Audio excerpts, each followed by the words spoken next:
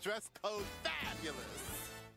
Right now at Shaw's and Star Markets, shop select items throughout the store and earn up to 6 times rewards points on your favorite products from every aisle. Shop for products like Sparkling Ice, Planters Peanuts, General Mills Honey Nut Cheerios, Friendly's Ice Cream, Marie Calendar Bowls, and Cheez-Its, and earn up to 6 times bonus reward points to use for discounts on gas or groceries. Visit shaws.com or starmarket.com or download the Shaw's or Star Market For You app to earn your reward points today. Offer valid until September 7th. See store for more details. For over 10 years, Grammarly has been powered by AI technology that you trust. With one click, you and your team can easily brainstorm, rewrite, and reply with personalized suggestions. You'll be amazed at what you can do. Go to Grammarly.com/go to download for free. Bad news, Eli. I just got word from the auto ad people. They said we have to put those in your soundboard. So every time you push a button, the non-patrons are going to hear a quick auto ad before the ba-dumps. Oh, you hate to hear it, but I'm okay with that. Honestly, if I could soundboard the auto ads, I think it would still be less disquieting than their actual appearances in our podcasts. All right, gentlemen, today we're talking about drugs.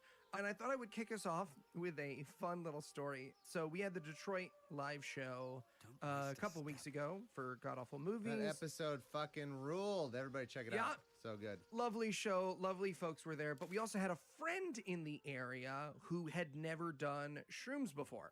And if you've never done shrooms before, they get a weird rap. Like, people will often lump them in with drugs they don't belong with. They'll be like, yeah, you know, hallucinogens like acid, DMT, shrooms. And that would be like saying boxers like Muhammad Ali, Mike Tyson, Eli Bosnick, right? Like, the fact that all three of those people have worn boxing gloves does not make shrooms psychedelic. No, I mean, shrooms, generally speaking, unless you just do a positively massive amount of them, aren't really hallucinogens so much as they are sort of like a crystalline level of Tom and I high. are square. I've never done shrooms. Yeah. So Never. I didn't know. Well, now I know what we're doing at Matreon this year. Well, I've got a shroom story, but yeah. Oh, you've got a shroom story. Excellent. All right, well, I want yours when I finish mine. So, Well, mine is the worst. It's boring. So, but yeah. we had a friend who had never done shrooms before, and look, the truth of the matter is, you know, not to advertise drugs on our show, but by the way, do some fucking drugs. They're great. Shrooms rule if you've never done them, right? If you do a microdose of shrooms, you're just like, oh my gosh, why don't I feel like this all the time? So we were like, yeah, come microdose shrooms, and we have these shroom chocolate bars. Wait, you're really doing microdose? I thought I did an episode on that, and the microdose doesn't really do much. So the pseudoscience thing is that's like, hey, if I microdose shrooms every day, it treats depression. Gotcha. Okay. Gets the ghosts out of your blood or whatever. No, it gets you a little high, which is lovely. It's just a lovely feeling, right? Gotcha. Unlike weed, where if you take like one hit of weed, you're still just like high. Right? You're not like, what a pleasant sensation. You're just like, oh, there's marijuana in my bloodstream. Fantastic. But shrooms isn't like that. It's much more clear. You sort of feel much more like yourself. So we did it. Everyone had a good time. Our friend ended up having a crazy high tolerance, which was super funny because they had some more and we were like, okay, now you might end up a little high. Like, you're going to be okay. And they were just totally fine. They were just like, no, nothing. I am the Iron Man and this does not affect me. But it was a lovely time. And we have them in these chocolate bars that are made in a legal state now, so they're like made by a person who knows their dosage and does it smartly and all that stuff. It's not the day where you're just like buying something for your brother's friend and being like, hope they're not poison, fingers crossed anymore. How does this combine with this, medication that you're having to take? So I don't want to give medical advice on air. What I will say is what my doctor told me is that because shrooms activate a different chemical than most drugs do, I didn't have to worry about it unless I was taking like crazy high Terrence McNally level doses. Don't take that as a medical advice, anyone. Don't take a drink a whole bottle of Tylenol, whatever. Talk to your doctor about whether shrooms are right for you. Eli just said you can take shrooms no matter what medicine. Yeah, exactly. Okay. There you go. Just clarifying point. Yep. Exactly. We've reached all the levels. But yeah, no, my doctor was like, yep, you should be fine on those. And indeed, I was. But it meant that we had like just bits of leftover chocolate shroom bar when we got home. And like we didn't really want to freeze them because we have plenty. And we didn't really want to like give them out piecemeal, you know what I'm saying? Because you can always give them to friends and stuff, but these were like half eaten, right? So the sort of gift opportunity is gone. So I had the brilliant idea. I'm looking at the back of them and I'm like, I did not realize these are made with vegan chocolate. And my wife was like, yeah, no, they're made with vegan chocolate. Got the allergy thing on. I was like, cool. I should just do the rest of the drugs tonight. And Anna was like, you want to just eat the rest of the drugs? And I was like, yeah, you're here. Kirsten, our nanny, is here. Like, we're fine. If I get super high, I get super high. And my friends, they should put a warning on all drugs that just says dosage. The rest of, never okay. Because way too much drugs. Oh, wow. Way too much drugs. Now, I will say, I firmly believe that I am at a point in my life where when I do way too much drugs, it's just not that bad an experience anymore, right? When you're young, you're not super confident in who you are. Maybe you deal with anxiety issues. Maybe you got, horrible stuff going on in your life. I'm not here to tell you what you're dealing with. My life, pretty fucking great. So when I'm too high, I'm just too high. That's all that's going on for me. Tell me what too high on mushrooms feels like.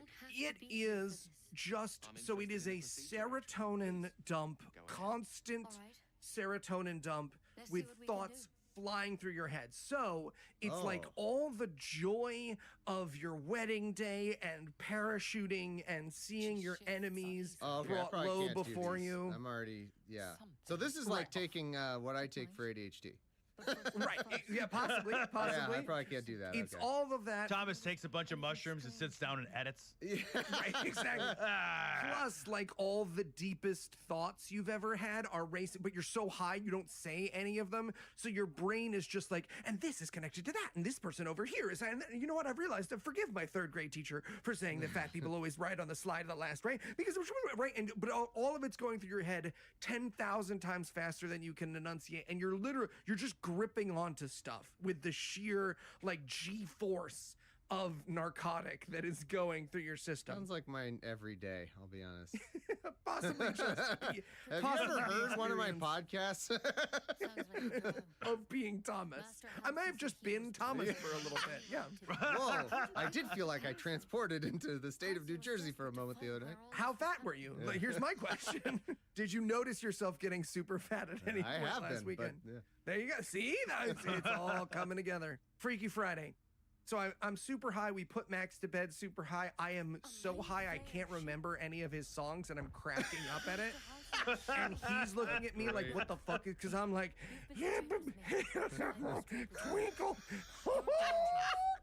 twinkle. Oh, there's not a Patreon amount in the world I wouldn't pay to get that content. Hey, guess what? 1,000% Free. there with you. Free. It's upstairs in the freezer. I could just eat it now. And by No, the I mean time the recording show's of me Finish the trying to show. sing like the songs. just completely blasted. At one point, we put him to bed. At one point, we get downstairs, and I had forgotten the word for fur coat. And Anna was like, you mean a fur coat? And when I realized that the word I had forgotten was fur coat, I started scream crying with laughter, just like, like high-pitched breath. I crawled out of the room to get away from her because I couldn't look at her because of how high I was. But all of that, and it was a lovely experience. Another reason I recommend shrooms, or talk to your doctor, drink a whole bottle of Tylenol, is because you don't get a hangover the next day. Because of the thing that it does to your brain is not the thing that like weed and alcohol do. So the next day you just feel fucking great, which rules. Sounds like everyone should be on these all the time. Yeah, I don't know. I'm gonna have to take a break from the show and go do Also, shrooms, did your dick grow longer? Or? Definitely not that. At one point, Anna reached over me while I was super high, and I thought she was like attempting to mount me for some sexy time, and I was like, no, I do not consent. And she was like, relax, fucking Horatio. I'm just getting the water glass behind you. But my drug experience aside, so everyone, by the way, do a bunch of shrooms, but my drug experience aside, this reminded me of a question from our last Q&A in May from Kaolan314, who asks, I was wondering, what will be your approach to your children with drugs and alcohol? It may be different in the US, but like here in Northern Ireland, I remember being younger and many people around me drinking a lot, even though we were only 13 or 14. And if you catch your child being like paralytic, that means super drunk, in British. How would you respond? So I thought that might would be a good kickoff for this week's episode. There's a lot we don't know. Yikes. Yeah. But apparently I was wrong. Never fucking mind.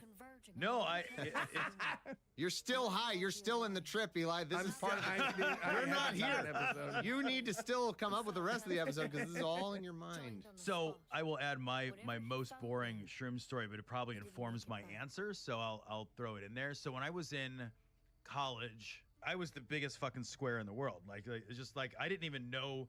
None of my friends, like I had friends that smoked weed and they just wouldn't smoke weed around me because they were worried that like I would not want them to or something. I don't know. Like they were just like, I don't know, man. It just didn't seem like something you'd be into. And I was like, what? I get it. Just like I absolutely get it.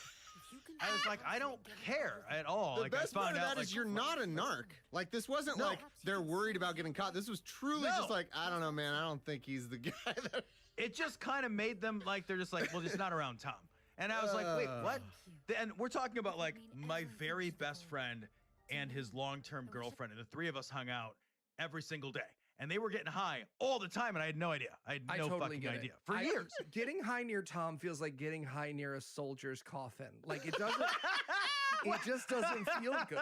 It does. This is not the place for that.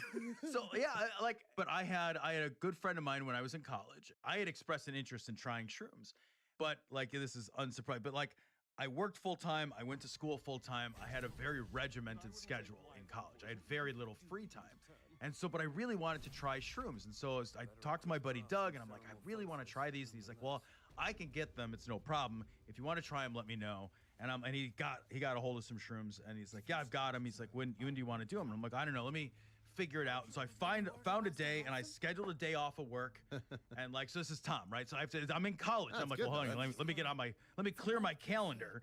So I had to clear my fucking calendar so I could go to my buddy Doug's house and not have any responsibilities that day. And I was gonna do shrooms. And so I went to his house, and he lived next door to a pizza place. We got these mushrooms. We put them on some pizza. We ate them. And I was so excited. I'd cleared my fucking calendar to do these fucking shrooms, and something, they didn't work. I felt nothing the whole time. And I was like, but this was my chance. Yeah. Like I had to take a day off of work. I had to schedule shit. I had to make sure I didn't have homework. Like I can't, it's not like these didn't work. I'll try it again tomorrow. Like I never tried them again because I just never had the fucking time. Until the next time I'm in your state, Tom, then you're gonna try them again. Well, that's the thing is I would love to try them now, right? Because now my kids aren't little.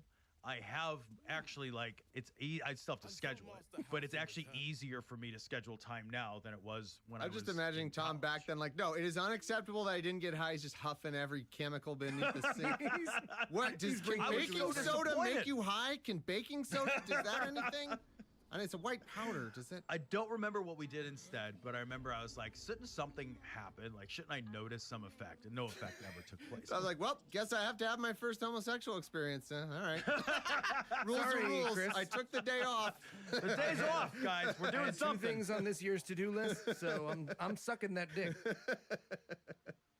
Right now at Shaw's and Star Markets, shop select items throughout the store and earn up to 6 times rewards points on your favorite products from every aisle. Shop for products like Sparkling Ice, Planters Peanuts, General Mills Honey Nut Cheerios, Friendly's Ice Cream, Marie Calendar Bowls, and Cheez-Its. And earn up to 6 times bonus reward points to use for discounts on gas or groceries. Visit shaws.com or starmarket.com or download the Shaws or Star Market For You app to earn your reward points today. Offer valid until September 7th. See store for more details.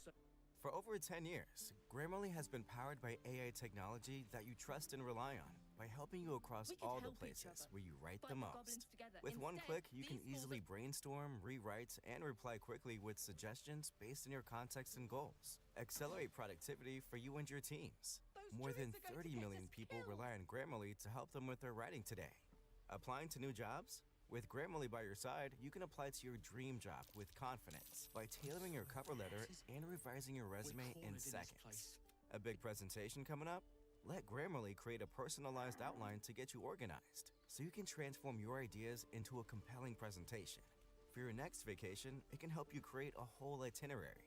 Grammarly is here to assist you at every step of your writing, so you can show up with confidence. You'll be amazed at what you can do. Go to Grammarly.com/go to download for free. That's GRAMMARLY.com/go. Summer adventures begin at Eastern Mountain Sports. EMS has been gearing up families to tackle the great outdoors since 1967.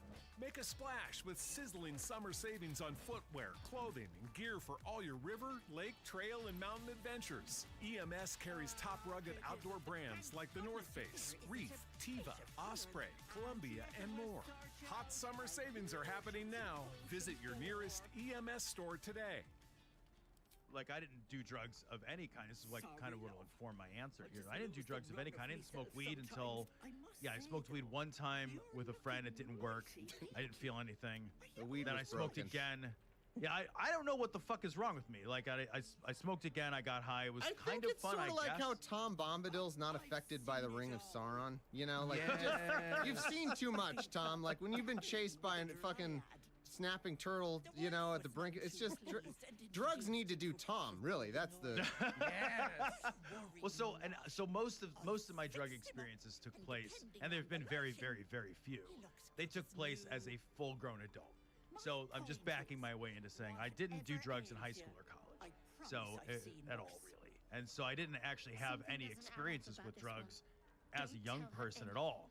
So I feel actually really ill-equipped, even though my kids are at an age where this is relevant. I feel really ill-equipped to answer that question because I just don't have, and I didn't drink either. So Oh, I wow. didn't have any Okay, experience. I can't imagine you not drinking. That's a whole different. Were you even you? I was the worst drinker ever. I didn't drink at all until I drank one time in my buddy's basement. I drank 3 beers in my buddy's basement to try to feel something. And I was like, yeah, maybe something. I don't know. Wow. And then it wasn't until like well after I was 21 that I would drink because I just didn't drink. I didn't go to parties and stuff. It just kind of wasn't my scene. And so it wasn't until well after I was 21. And then I was a terrible drinker. So I would drink very, very quickly. Like, cause I just do when I drink, I don't drink any liquid all day. And then I get liquid and I drink so I drink very quickly and I would get wildly drunk and then I would get sick. Yeah. And I'd get all tired and logy. And I'm like, this isn't fun. And so I just didn't like to drink at all until like into my 30s where I learned how to drink at a pace that provided an effect that wasn't miserable. And I couldn't understand why anyone would drink. I'm just picturing 22-year-old Tom being like, oh, can I try that scotch? Yeah, no, I heard it's a good year. Put it in my Gatorade sport bottle so I can squirt it into my mouth at maximum speed. Well, I think your rule with your kids, Tom, should be you got to give me a hit of it since you haven't ever, like that's the rules. I take the first. You hit. should do like a scared. I've not certainly straight. smoked. I've certainly smoked pot. I did ecstasy. I've done coke. Oh, okay. Well, then I'm the only square. But all as an adult. All as an adult, and ecstasy all of twice. Coke I think is boring. I don't get it. And pot I haven't smoked in. I don't think I've ever heard anyone say that about Coke. I'm not an was expert gonna on say, Coke, but I also think the Coke didn't work, Tom. I don't know how to tell you this. Coke I is don't boring. understand the Wow. appeal of it at all. Yeah, I don't understand the appeal. But I have a buddy of mine that does Coke fairly frequently, so I've hung out with him a number of times, and he's like, hey, and I'm like, sure, yeah, whatever. And I'm just like, I don't know, this is nothing. And I Now went I'm to sleep. just picturing all the famous times throughout history where Coke is like the main story. Wall Street in the 80s, the film industry, and there's one Tom there like, dude, can we just let's just trade modestly. Not for let's me. I don't need to. We don't need to. It doesn't feel You're like making all the sensible decisions still. Everyone else is coked up. No, let's just produce a good film with solid, story and Just script. a prequel to Scarface where he walks into Al Pacino's office. Hey, the Sandinistas are on their way, so I'm gonna head out. Can I use you as a reference? You're fucking your sister, so you fuck your sister. I brought the Jeep. So I will say though that ecstasy was the absolute best. It lives up to its name. Yeah, ecstasy was like there's every do more there's drugs. it was unbelievably outstanding in a way that shocked me how pleasant it was. It was awesome, genuinely awesome. Yeah, I mean the it's guy the who best. made it thought he had cured The world existence. Literally, he was existence, like for years. He was just like, no, can we just run a test where someone does it every day, all day, and we see if maybe people just have the ability to be happy all the time, and they were like, "You gotta stop, man. They put him you in do prison, have to yeah. stop." They tried. So I would, in many ways, that's my backing up, like saying I don't have a lot of experience as a young person to call back to. And my experience even as an adult is actually really numerically limited. And it's not been, so I would defer more to Haley on this because she did do seems drugs like the and stuff type. and she drank I'm just when she was in high school. Yeah, she did though. And I didn't. So like, these are experiences I didn't have as a young person. So I don't feel like really well qualified to speak to a young person's experience. Does that make sense? Like, my Yes. adult experience at 35 is not a corollary. Yeah, that's interesting. So I don't have like any drug experience now that I think about it. I guess I forgot to do drugs. Now that That's kind of where I Eli's was so at in high good school to and making, college. making Yeah. fun of the stereotype of me. I kind of just forgot. I didn't. Oh shit! I didn't mean to, so here's the thing. supposed I to was do going to do drugs. drugs. Yeah. Okay, so I was supposed to do these drugs, right? But then I look over and I see that the cabinets haven't been painted. And I'm like, Yeah. well, I got to do that. And then So all I'm- of a sudden I have 3 kids, and I'm like, fuck. Right, and Wow, 3 all right. kids. And the cabinets aren't painted. Yeah.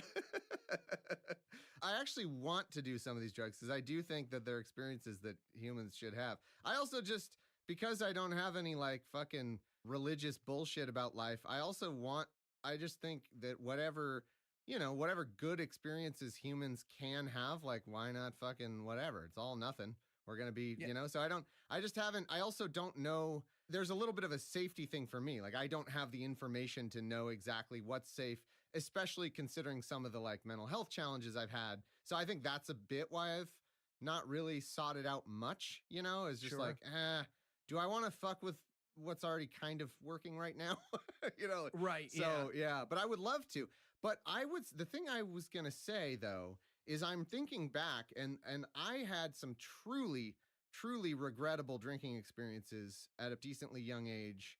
I think I told the story of the one time I got to a party in high school, and that certainly also was somewhat regrettable, but within the normal range of, we were all high schoolers drinking, so I wasn't any better or worse than anybody else there. But like, the reason I bring it up is I actually think this could be another one of those things where the fucking conservative position of let's just not ever talk about it and hope the kids don't, find it is a really bad idea. Cause I could have Yeah. used some fucking perspective on something like drinking. I really could have. Cause I don't know what, this is obviously a combination of factors that go into like this bad experiences I had.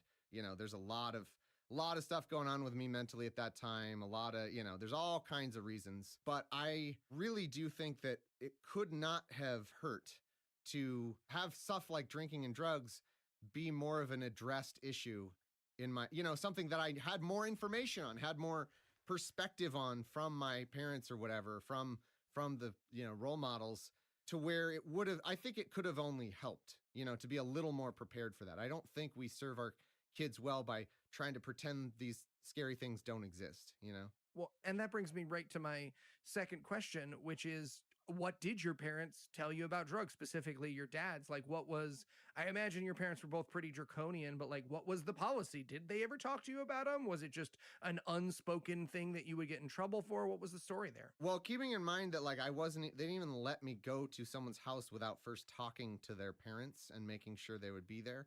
And I guess I can't tell you for sure what particular thing they were trying to prevent with that, but it definitely was more of an unspoken, like, yeah, that the implication being you're not allowed to do fucking anything, like any of the like sex, drugs, rock and roll, any of that stuff was part of what they're preventing. So for me, it was but the funny thing is my dad also, he was not a religious conservative. So like he mentioned, I don't have a good sense of when, and maybe it wasn't until later where he'd mention anything like what, that he had smoked pot or had done anything. Yeah, it probably wasn't till later. So it was mainly unstated and very clearly by implication, I'm not to do anything that's not fucking the straight and narrow of whatever. Yeah, my dad, I don't think that we never talked about anything. Like, we never talked about sex, drugs, or rock and roll, Never right? We never. spoken to my dad. No, he drew pictures of the Think labia of it. majora and minora. I can't think of what his voice sounds like. Do I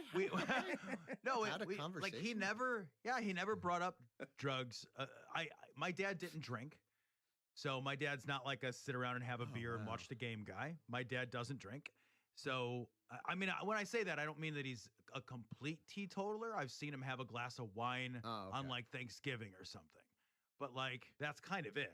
Once I turned 21 and I was living with him, I think maybe once or twice he would go out and buy the pre-made margarita mix and we'd all have like a margarita in a short glass, you know? Nice. But I've never seen him drunk. I don't know that he's ever drinking been things drunk. too fast. I can't have margaritas. I drink them in one gulp, Tom. We have that in common. That's because they're delicious. They're so good. And then I'm like, oh, That's I've had my delicious. night's worth of allotted alcohol that I can have on these meds, and I'm done. It sucks. Yeah, I can't drink at all anymore. So Yeah. I'm done. I haven't had a drink since December. So, That's but yeah, amazing. we never talked about it. But I always got the strong sense that it would not go well, right? That it would be deeply, deeply not cool. When I was over 21, I was still living in his house though, and I was occasionally I'd get together with a buddy of mine, and we would hang out after work at my house, and we would stop and buy like a 6-pack of beer. And we'd have a couple of beers, but I didn't like to get drunk because every time I got drunk, I got sick. So I would drink a beer or two, but I didn't like to get drunk because like in my mind, getting drunk was drinking really fast, getting absolutely fucking hammered, throwing up, and then like passing out or getting sick. And I'm just like, this is the worst. Like, I don't understand why anybody would like, yeah, fine, I'll have a beer or two. Cause I actually kind of liked beer right away. The taste of it, I was like, yeah, that's something I like. But no, I just was not. I got a strong sense, a very, very, very strong sense that he would have disapproved and it would have been a problem. So even after 21, I was never one time ever drunk where my dad could see or know about it. I think he would be appalled.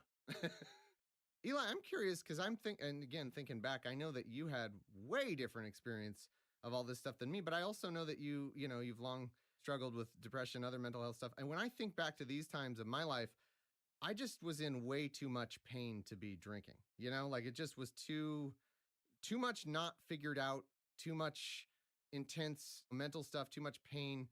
And I'm wondering, did you have any struggles along those lines, or is that not resonate with you at all? That is why I don't drink. So people are often very nice about it, but they sort of do like you don't drink, which is them waiting for me to fill in either that I am an ex-alcoholic or give a fucking answer to why I don't drink, because I'm no teetotaler. And it's exactly because of mental health stuff. I had 2 absolutely terrible depressive episodes after drinking in college. And I was like, man, I wonder if these 2 are related. So then I had a couple more terrible depressive episodes after drinking in college. And I was like, okay, 4 for 4, but a scientist. So then I had like 3 or 4 more terrible depressive episodes, and finally got it through my head that like alcohol and at least my medication at the time didn't exist. Or didn't coexist. So yeah, I don't drink hardly ever. As Thomas can testify, when we go to like fancy dinners that have wine pairings with them, if it smells really nice, Anna will be like, oh, you got to get your nose in that. And then I'll be like, it smells like bad. The juice is bad. You should send that. I just like never developed a palate for it, which is super duper funny. Literally at this past Detroit live show, Heath was backstage and he had his scotch because Heath drinks scotch on stage. And me and Noah, who are both teetotalers, are sitting there and we're just kind of bored. And so I go, what does scotch taste like? And so we just spent the pre-show with Heath trying to be like, no, but it's like a good smoke. It's like good smoke. It's not bad. You guys are taking it the wrong way. But yeah, I never was a big heavy drinker. Still haven't really particularly picked it up. But what about, well, I don't want to get too personally, but like, I guess the question I think maybe on my mind isn't so much the tangible, like, oh, this reacts badly with the medication. It's more like a destructive behavior. Did you have any struggles with that at all? I was just curious because that definitely for me, I can just speak for myself if you don't want to, but like that was an issue for me that I needed to not do stuff like that could have led to kind of destructive behaviors a little bit. Yeah, absolutely. So sort of the last year before I met Anna, actually more like 2 years before I met Anna, I was in a not super happy place in my relationship. Not my ex's fault. I was just not in a happy place. And so I was smoking a lot of weed, like everyday levels of weed, basically self-medicating with weed because my medication at the time wasn't really doing the trick, but also just like, and this is sort of the conversation that I want to have with my kids about pot, which is that like pot'll speed up the day, right? Pot'll make the day go faster and you won't get anything done, but it'll make it pass. So if you're at an unhappy place in your life and you want to make 6 months go by real fucking quick, That's depressing. you wake up, you get high, you smoke weed before bed, and you really don't notice how fast the time flies. And is Noah in the year 50,000 BC? Yeah. He's in the future. Noah, tell us what it's like. In the future. Yeah. It's all Nintendo Power Gloves there. And honestly, I stopped smoking weed because me and Anna had begun texting. Well, what a glorious time in the relationship. And I would miss her texts. Right? Yeah. You told this stoned. story that's so sweet. Yeah, I like that. Yeah. And so I sort of stopped texting. But yeah, I mean, my warning about pot would be that pot is, in my opinion, really dangerous, not because it's a gateway drug and it'll lead you to be an addict, not because it's, bad for your brain, although there is some science that suggests it's not amazing for your inhaling smoke isn't amazing for your brain. It's not going to be like great. Right. It's not vitamins. But the warning that I would give, it's sort of stolen from the old Louis C.K. joke, which is that like drugs are so good, they'll ruin your life. And that I think is a really important thing to convey to kids is like, yeah, drugs feel great and they're really important mind-opening experiences. But if you are not ready for them, your whole life becomes drugs because you don't have a way to experience those thoughts and feelings and emotions in healthy ways yet. So you cheat and then you miss out on all the healthy ways to get those things. It's kind of like letting a baby drive a car. Like, I'm sure my son right now would love to drive a car and get to push on the pedals and honk the horn, but he's not ready for that experience. He doesn't have the responsibility. His brain can't handle it. And that's kind of how I feel about drugs. I don't think there's inherently anything wrong with them, but I think that the reason they need to be used in moderation is because life is supposed to go into the cracks that drugs will fill. Right now at Shaw's and Star Markets, shop select items throughout the store and earn up to 6 times rewards points on your favorite products from every aisle. Shop for products like Sparkly Nice, Planters Peanuts, General Mills Honey Nut Cheerios, Friendly's Ice Cream, Marie Calendar Bowls, and Cheez-Its, and earn up to 6 times bonus reward points to use for discounts on gas or groceries. Visit shaws.com or starmarket.com or download the Shaw's or Star Market For You app to earn your reward points today. Offer valid until September 7th. See store for more details. For over 10 years, Grammarly has been powered by AI technology that you trust and rely on. With one click, you and your team can easily brainstorm, rewrite, and reply quickly with suggestions based on your context and goals. More than 30 million people rely on Grammarly to help them with their writing today. From important emails to send, cover letters to submit, or presentations to finalize, you'll be amazed at what you can do with Grammarly. Go to Grammarly.com/go to download for free. That's Grammarly.com/go. Stay cool this summer with AC Pro and O'Reilly Auto Parts. Right now, get a $15 O'Reilly Auto Parts gift card after mail-in rebate with the purchase of select AC Pro ready-to-use refrigerant products that include a hose and gauge. Beat the heat before you hit the road with AC Pro at your local O'Reilly Auto Parts store.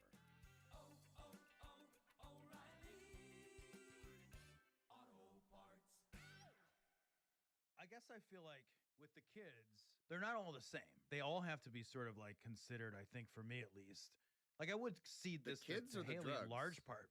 Both, yeah, for Okay. sure, both. But the drugs, like I would discourage my kids from drinking fairly heavily.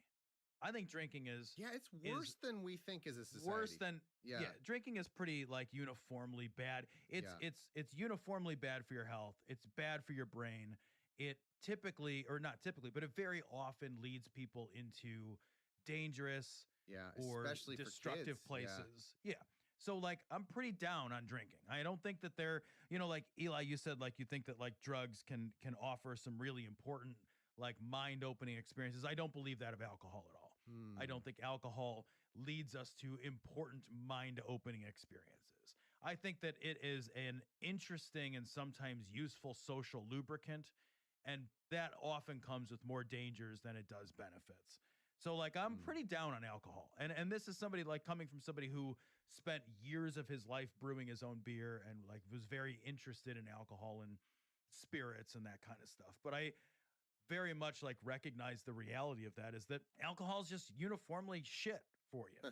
It just is. And if I'm going to try to give my kids good advice, I'm going to give them that truth, right? And then I'm also not going to be a total asshole knowing that my kids are going to come home drunk sometime. That's probably going to happen. And I want them to call me when they're out and they've had a couple of drinks and they feel unsafe. And I don't want to create a stigma around telling them, hey, here's the truth about booze. It's just pretty shit for you, right? But also, I also fully expect that at some point you're going to try booze, you're going to get drunk, you're going to go out and party with friends or whatever. And I want to talk about that term in a second. But like you're going to go out and party with friends. And if you feel like you're ever in trouble, if you don't want to, I don't want you to drive. I don't care if you're 7 counties over, give me a call. No judgment. I'm there for you. You know, so there's a really nuanced conversation, I think, that has to take place where it's like, yeah, look, this stuff is shit, but it's the shit that socially we've all agreed on isn't shit. And although that's not true, like we're gonna have to navigate this weird middle space around alcohol. I think one of the most important things too to kind of talk to kids about is not letting them or not encouraging them to confuse being fucked up as a proxy for socializing and having fun. Yeah. And that's why that like that like phrase, like, hey, let's party. Like if the only way that you can go out and socialize and have fun and your proxy for having fun really means just getting together with people and getting fucked up, that's a bad thing. That is a uniformly bad thing. And that alcohol is filling the cracks where friendship is supposed to go. And I know people that as adults have not figured out how to socialize without drinking or getting fucked up. Absolutely. I know adults who synonymize socializing and getting fucked up, and they don't know how to like enjoy each other's company in a social setting without getting fucked up. I might defend alcohol a little bit. I might defend it a little bit. Not when you're a kid. I think that I totally agree with basically everything you're saying, Tom. And I think that, well, I also think that your approach and its approach I will probably take too, I think it lends more credibility too. If you're like, hey, if you have a choice between drinking and like, I don't know, smoking pot, maybe I think that gives you like some credibility as a parent. That's not just like you're a scold, that's like, no, never do this. I think that that's going to be beneficial, I think, to kids to be able to have a little more realism in your parenting there. I like that because I agree with you that especially for kids, alcohol it's got so many just negative possibilities there in terms of drinking and driving and their ability to make choices already in a mature way is not as high as it should be at that age. But I will say as an adult though, I think, and it's not that important, but I have a little bit of a different experience of alcohol. I think that it's not about getting fucked up or even the like the social lubricant thing is real, and that is helpful for a lot of people, I think, actually. But having about 2 drinks or so or whatever, like that level of that first starting to feel a little bit of that kind of feeling is a thing in life that I find pretty irreplaceable. Like I would find it a much worse existence. Because for me, I have more like a way higher emotional connection with the art that I'm consuming, like truly one of my favorite things just in life is having a few drinks and maybe thinking about or listening to my favorite music. It's just truly one of the joys of my life. I couldn't imagine a life without it. And this is not, I just want to put out there that maybe having a different approach to it that's not, oh, I got to get fucked up or something. I think there is maybe a possibility for a better experience there, I guess is all I kind of put out there. For me anyway, but it's different for everybody. It might not be that way. I don't necessarily disagree with that. I just think that the part that I want to caution the kids against and caution everybody against is like, I know you guys have all met like people who every time they socialize, they have to drink. Yeah. Or they don't know how to have fun. Or they have to get fucked up in some other way. They have to do drugs or whatever, and they don't know how to have fun. They don't know how to have social experiences sober. That's not a world I want for my kids, right? That's not a type of person I would spend time with as a person, and that's not a world I want with the kids. Because what that means is they're lacking in some emotional social skills that we can fix, right? We can go to therapy, we can learn tools. There are other ways to gain access to those skills that don't have the downsides of alcohol. Or they're hurting, by the way, which is also a thing that, you may need to get help with. Right. And to be honest, I want them to hang out with a better class of people than that. Like, I just How am dare gonna be you, blunt sir? about that. Yeah. I don't want them to hang out and With become me and people Heath and drink some sips of scotch. that can, it's fine. I'm But just kidding. I could hang out with you sober and we'd still have a good time. Oh, of course, yeah. You know, I've hung out with Heath and been sober and had a great time. But what I'm talking about is the people who need to drink or need to get do drugs in order to have a fun time. And they synonymize pleasure with inebriation of some kind. And that is something that, like, I don't want for the kids. Like, I don't want that for anyone. And that's not a kind of person that I would want them to associate with. So that's something that I'm like really kind of caution people against. Cause like, it's like, hey, like, let's go out and have fun in your early 20s is often just a way to say, let's go get fucked up. And then we'll figure out what we're doing once we're fucked up. And that's not something I want for the kids. I think that's bad. There's a lot of people in college who's that's their whole personality. There definitely was that where you're like, and they don't grow out of it either. Yeah. You know, some people don't grow those- out of it. And then they're the ones that end up getting hurt, you know, or having or losing jobs or having shallow, shitty relationships with other people because those relationships never had any depth to them. Yeah, and those relationships don't last too, right? Relationships based on like a substance or a state of being, you know, you can't, and that's why there's always that weird like super drunk guy at the wedding, right? Because like that's how he knows how to celebrate. Right? Like we've all been to the lovely wedding where one guy's just like, and you're like, Jesus, what happened? And he's like, not enough friendships in high school. And you're like, okay, well, you know, I'm sorry that happened to you, man. You know, and that shit is increasingly less acceptable and cool as we get older. And it's increasingly less acceptable and cool in more like, honestly, like the higher up the social food chain you go, the less of that you see. Yes.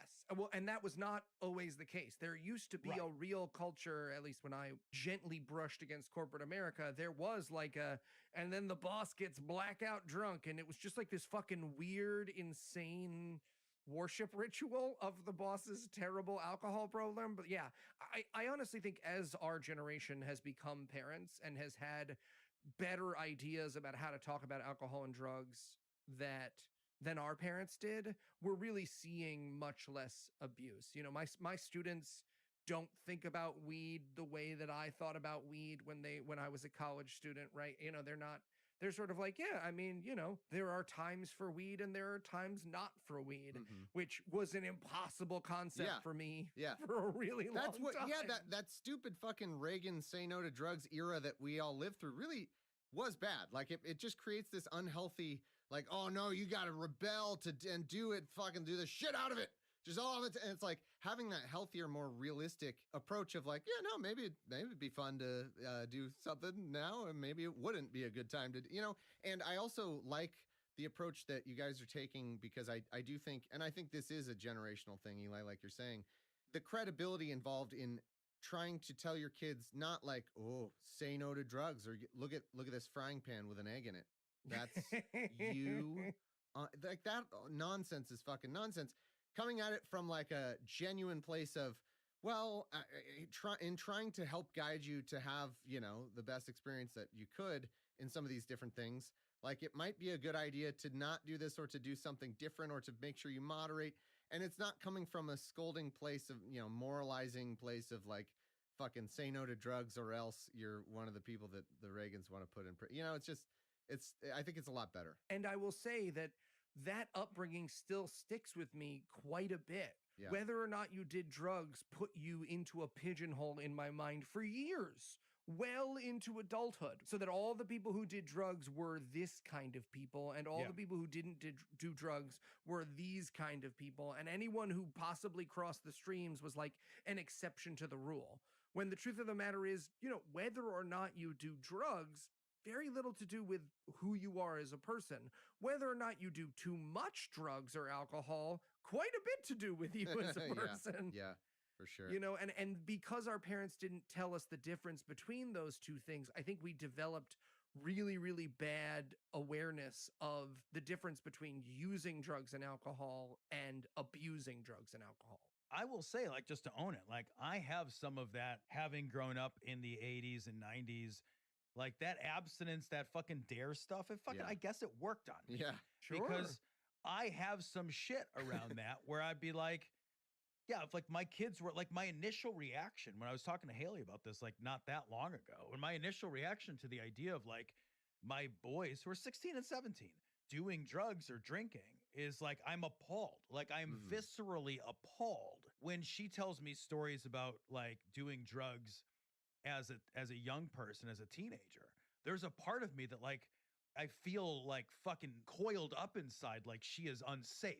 Like she's telling me a story and I know it ends okay because she's right. She's here. Right, yeah. And I am coiled into a ball and I'm trying to hear the story for the funny story it is or the not funny story it is or whatever. And inside I'm just like, I want to like it makes me feel unsafe.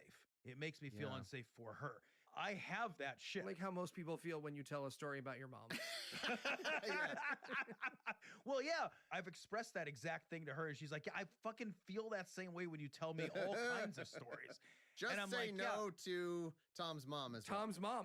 Honestly, can I just say, I wish the government had spent $1 billion on that instead. More shirts that talked about don't get a monkey drunk instead. Dare to keep your monkeys off drugs. DATM. Don't even Tom's mom.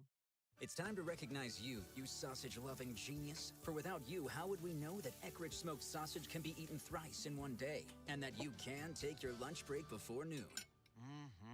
Here's to you, Eckrich smoked sausage. You do you.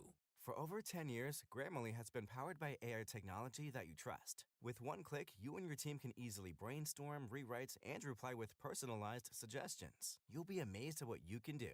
Go to Grammarly.com/go to download for free. So it's hard for me. That space is tough for me with the kids. So that's part of why I have to like recognize that like I might be a little more initially reactionary and maybe even moralistic that I don't really believe, but I feel. And I kind of should hand that to somebody in my, and this is something I want to suggest to the audience too, that if that's you, if your partner is less that, this is a time where you should like check yourself with your partner and like find that like, okay, I'm probably wrong and I'm probably just like reactionary to this because like that messaging worked on me. And then I didn't have good experiences as a young person, so I don't have anything to draw from. So like this has to be her world and I'll follow rather than lead or co-lead. I really want to ask you guys because I haven't, this isn't something I've thought about that much. I really am just trying to think about what led to some of these like not just kind of bad experiences, but I certainly had some bad experiences, but also some bad mentality about what I was doing in some key years, 18, 19, 20, those years with drinking. And part of me wonders, like, how much is it appropriate to like let your kids have alcohol in a safe environment with you as a parent? Because I'll be honest, maybe it would have helped for me to have like some safe context to think about it rather than, I don't know. I'm not sure what led to some of these bad experiences I had of just going overboard with it because it's something I wasn't familiar with and wasn't, responsible about. On one hand, I'm sure there's going to be a lot of people reacting terribly to the idea of giving your kids alcohol. But at the same time, it's one of those like legalization arguments of like, well, they're going to either do it completely unsafely with some fucking asshole with a car that doesn't work that they're going to drive off a cliff, or they could do it, at Thanksgiving. And you're like, I don't know. Like, it's a great question. And I'll tell you what, like, I wish somebody had taught me how to drink. And I'm agreeing with you. Like, I wish somebody had taught me how to drink. And now that you say that, like, I'm thinking when the time comes, and I'm not there yet with either of the boys, but like when the time comes, I think I would like to teach them how to drink, how to like assess, like have a drink, assess how you feel. And like do this in a really like square way, like whatever, but like let's figure out what you feel like after one drink, what kind of drunk are you? But beyond that, like how do you drink at a pace that doesn't push you into unsafe territory? Because I found myself pushed into really, and I think I told you on the air before, I had a job where they would take us out drinking. I was in my early, I had a job in my mid-20s where like it was in the mortgage industry, which was a fucking insane industry before 2008. Like if you think it was crazy before 2008, that industry was populated, at least in Illinois, with there were no rules and there was no there were no But standards. there wasn't any no bad testing. consequence of that, Tom. Like, it was It's all fine, though. Yeah. It worked Right, all out. worked out. Everybody's Out. okay. Everybody's cash money and cool. Jesus Christ. So the money was high and the drinking was unbelievable. And my boss would take me out and all of us out drinking. And like he would take us out and purposefully get you drunker and drunker and drunker until you were like, and I remember at one point being God. just beside myself and he'd be like, oh, your breath is terrible. Have a shot of Rumpelmans. Have a shot of Rumpelmans. He's getting me drunk. And like to the point where like I'm passed out on the floor of a bar and people my are like, God. you know, it's bad stuff. So I don't, and part of the reason that was easy to do to me is I didn't know how to drink. Yeah. I didn't know. So I was the first guy to go from 0 to 100. So that I think it actually be a safe thing to do to teach your kids how to get from 0 to 35 and hold at 35. So that's exactly what my dad did with me. As unhealthy as my dad's initial conversations about marijuana were with me, the drinking thing, I mean, he literally taught me how to drink. He was a bartender, and so he had seen a lot of people abuse alcohol. He liked to use alcohol. He understood it. And so, yeah, from a pretty young age, it was, you can have a sip of this, you can taste this, it's not a big deal. That person is drunk and they're going to be okay. And then as I got into, you know, family events where there were people drinking, I was allowed to drink within reason, right? And because of it, because it was you're going to do this sort of moderated by me and mom, it was much healthier and I sort of understood what my limits are. Now, Yeah, I personally ended up not That's so much ended up better, not yeah. using alcohol, but like I remember the first time I went to a party where people were drinking, I just didn't understand why people were drinking the That's way not they safe. were. Why are you mixing that with? Oh my God, you guys. Because I remember because I made myself a little sea breeze, right? I was like, cranberry juice, do, vodka, do, splash, splash, little, oh, no maraschino cherries. And so I'm walking around this party ready to socially drink, and everybody's like, and I'm like, is someone Somebody's coming? upside down. Yeah. Fucking get. Yeah, exactly. I literally asked the host, I was like, is someone coming to take the alcohol away? Because we're drinking, you are drinking as though someone's going to take the alcohol away. To which I say, let them have it. This can't Yeah. be fun. Yeah. Right. This is too much liquid to put in your body. Because that is kind of the attitude, you know, like that is what led to that. Is this when you're trying to hide it, when you're fucking scared about it because, or when you think society and the fucking Reagans are going to take it away at any moment, you do adopt that attitude, you know?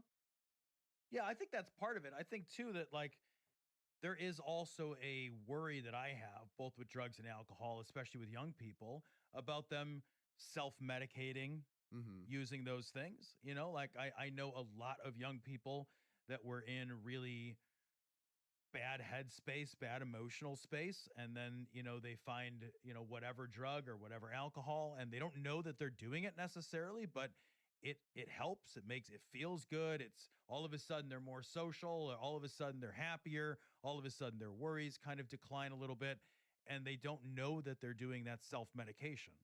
And they are absolutely self-medicating using whatever they're self-medicating for. And I don't want to call any of them out on the air, but I know a lot of people like that who as adults will recognize, like, yeah, the drinking I did as a young person was absolutely self-medicating. The, you know, cocaine I was doing as a young person was absolutely self-medicating. I think that's something too that we should, when we're trying to raise kids and handle drugs and alcohol, it's not just the, you were taught abstinence and now the reins are off and you're going to go crazy. But there's also an appeal to the way these things feel. Yeah. And to the way that they numb and the way that they react to our traumas and react to our insecurities that we should be aware of around our kids and and really address in a real and honest way with our kids to make sure that if they're going to medicate with something, it's not medicine. bullshit. Yeah, it's not. It's because you know what? The answer is never booze. Yeah. Like the answer is There's never not, booze. it doesn't get prescribed. They don't. I don't Right. think the doctor's often like, yeah, you know what? Not you anymore. should binge drink 3. Yeah, Yeah, it used not to be- anymore, Eli. Yeah. It Yeah. used to be your wife's miserable because she does all the work and, you know, has 8 kids. Do some heroin about it. But yeah, Do some no, heroin about it. Yeah. Eli's story really, I think, unlocks new possibilities, because another component that we haven't really talked about that is fucking real at all this is the desire of kids to be cool and impress each other, you know? And a lot of that, I love. So I'm surprised, Eli, because I think depending on the party, you could have been the fucking king of that party. If you're making mixed drinks, you're making, like, you know, cocktails. We didn't know shit about that. And anyone who did was like kind of, you were like, you know how to make a drink? And you'd be, oh, I do too, but what are you having? You know, like someone would ask me what I was going to have. I haven't decided. What do you think? And then I just get, because I didn't know a single drink. I knew nothing. You just say the word two. Yeah, two of those. That sounds great. Well, the first drink someone taught me, I was like, well, I guess that's what I will do then forever. Because it felt, you want, like, as much as we hated, admitting it at, 18, 19, 20, those ages, you're still just cosplaying at adulthood. You're trying to be an adult. For sure. You're trying to seem cool.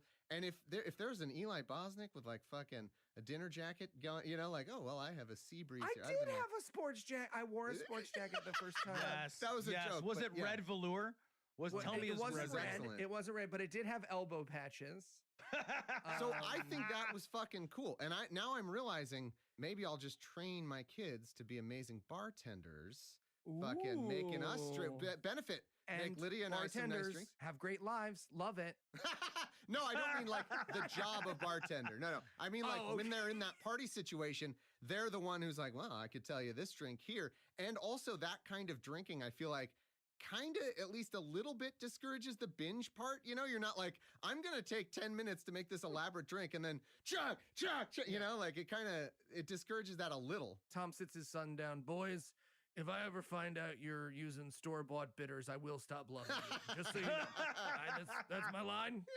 Maybe I've got a colder heart I'm telling you, do. in the parties I was at, you would have been so fucking cool with that knowledge. I'm telling you. And I was at the wrong fucking party. Yeah. It encourages a bit of sophistication, that I think it does actually help with the like binge, take a billion shots, counteract that a little bit. That context around drugs and alcohol is super important. And like, I don't know, because like sometimes like the cool thing to do is to be at the club doing shots. You know, sometimes that's the cool thing that everyone is doing where, and so I think that's something too. You've got to like talk to your kids like, hey, you can just bail on that. Like I remember being in my early 20s and again, not really knowing how to drink and not really liking being in some of these, what felt to me like actually high pressure social situations, like going out to a club to me felt terrible. It felt like a high pressure social situation that I didn't really enjoy being at. And I looked around and the reason everybody had a good time is because they drank. Yeah. It knocked all that inhibition out of the air. And I remember going and being like, I don't want to get drunk because I'm just going to get fucking sick and tired because I didn't know how to drink. And I don't want to get sick and it's going to make me fucking tired. And then I'm in this space and I'm not really enjoying the context that I'm in and not really feeling like I had the ability to just socially just leave. Yeah. And like call somebody for backup. My dad would not have been a good backup at that point in my life at all. For sure. I didn't feel like he would have been. And so I remember just like sticking around and being so mad and being so unhappy. What ages are you talking about? Are you talking about college? In my 20s. Oh, okay. In my 20s. Yeah. Interesting. In my early 20s. If there's one thing that it would be amazing to just be able to like push a button and your kids have it, and this took me, believe me, quite a while to develop, as I'm sure you could imagine, the ability to just have a drink or two in that context and just keep an eye out for yourself and others and have a good time, like that's something that I don't know why is not easy to learn. I think for some, maybe I'll just speak for myself. Like I think it takes a while, maybe it just was because of the circumstances of my life or something, but that ability to just moderate, that's the word for it, to just moderate. Like some people seem to be an all or nothing in terms of, it's funny because I'm all or nothing in so many ways, but not in this way. Like there are some people who they cannot touch the stuff because they cannot moderate. And that's probably the right decision for them, by the way. Like there's plenty of people where it's like, nope, I know I have a problem, so I can't touch it. That's definitely the right thing to do if that's you. But if that's not you and you are somebody who at least has the ability to moderate, learning that is such a key skill. And the thing is, it's cool at every level. Like I thought as a college, partier that the cool thing was to do the shots and be the fucking, but actually it still worked to be fucking cool and have a few drinks and maybe make a sea breeze and wear a dinner jacket and you're still partying, you're still there, like it for some reason it was this thing where it felt like, and maybe there could be some maleness to it. I'm not sure if there was, but it felt like this competitive drinking environment almost that you had to do that to have a good time. And but you don't have to do zero. You don't have to give it up. You can find that middle ground of drinking, having a good time, but still being, reasonably safe. And you can change your mind at any minute if you've got good parents that will come help you out, right? Yeah. Like you can find yourself, be like, yeah, this seemed like a good idea, and now it's not, and I don't want to be here anymore. Yeah. And you can just bail, but you can only do that if your parents are like a good safety net, and they're not going to like moralize at you. Dear old dad. All right, gentlemen, before we go, some advice. Never fight a dinosaur, because you'll get your ass kicked. Oh, Arlo's gonna love that one at a certain age. Yeah. Can't wait. I'll give him a gin and tonic and be like, hey, no, I'll have him make a gin and tonic. Hey, buddy, I got a joke Make for you. Daddy You're a 11. gin and Yeah. tonic. Daddy's trying to remember where I saved a file. 2 drinks for Daddy. Blah, blah, blah. Do it good or I won't love you anymore. No, that's Tom. That's me. That's I'll my love you Tom no won't matter love what. you Yeah. anymore. I will visit you from bartender jail, but yeah.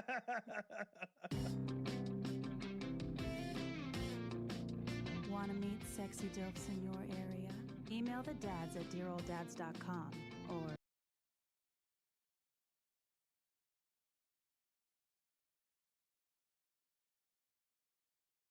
Old dead hands.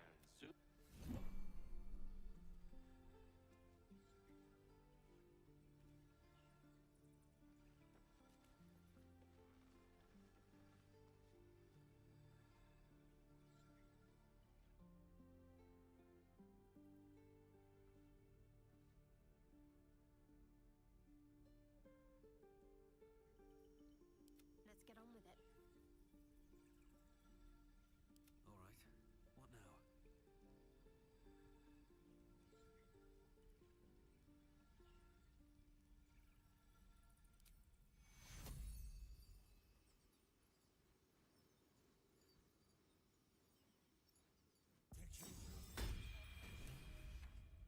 Some healing for a wizard in need.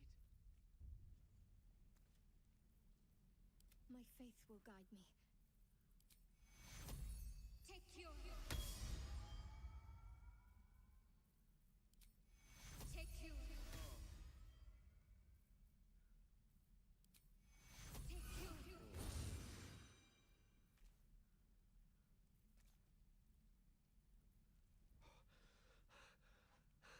My hands are still cold, so that handshake will have to wait, but in the meantime, thank you.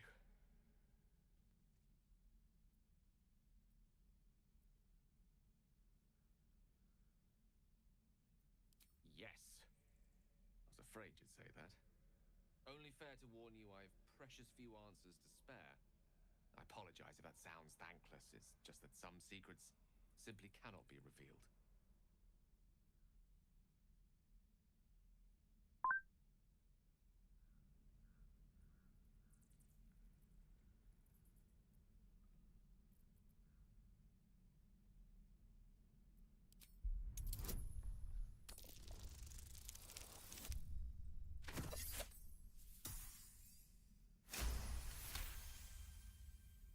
I did say that, and I did mean it. And I do suppose that after all you've done for me, I should be at least a little bit forthcoming. Tell you what, I will answer one question that you may have, to the best of my ability, if I can.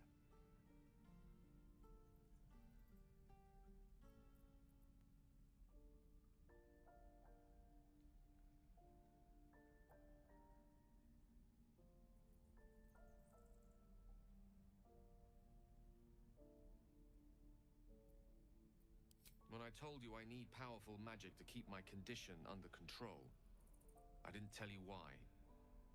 Well, here's part of the why. I am dangerous.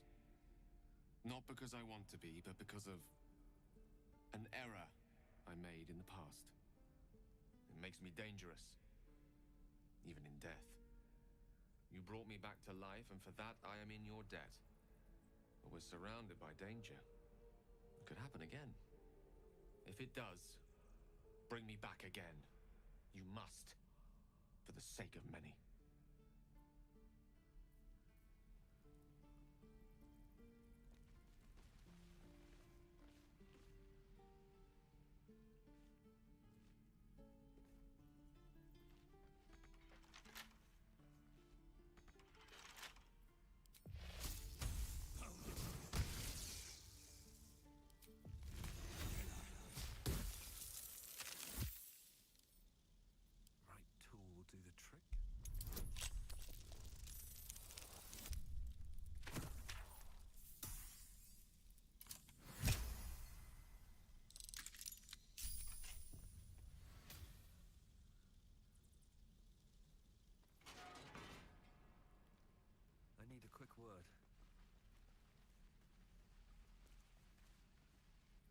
Ready to go meet my tribe?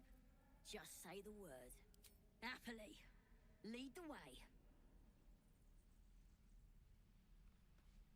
Ah, cursed to put my hands on everything. These boots have seen everything.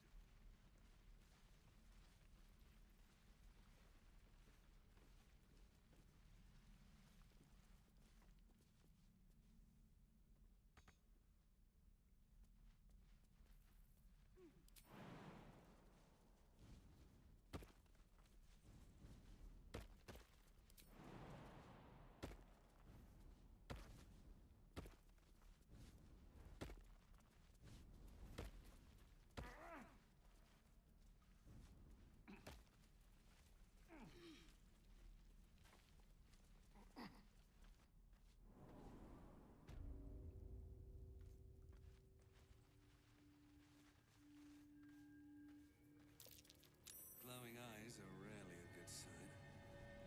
Must be careful.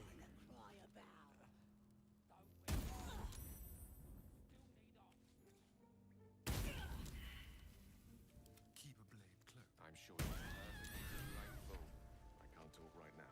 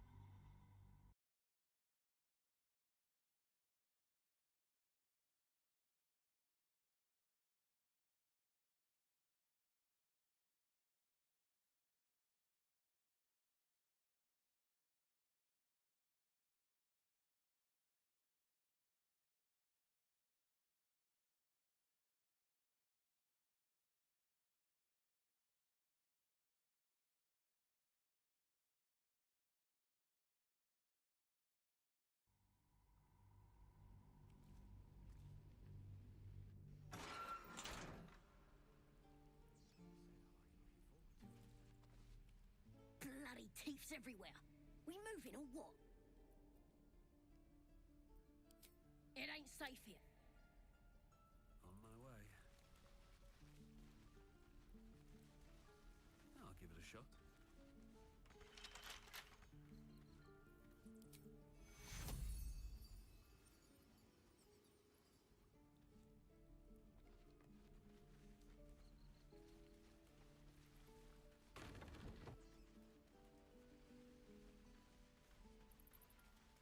Don't be grumpy, Roland. We'll get to the city soon. I am not scowl on your face with Stop! This place is off limits. Leave.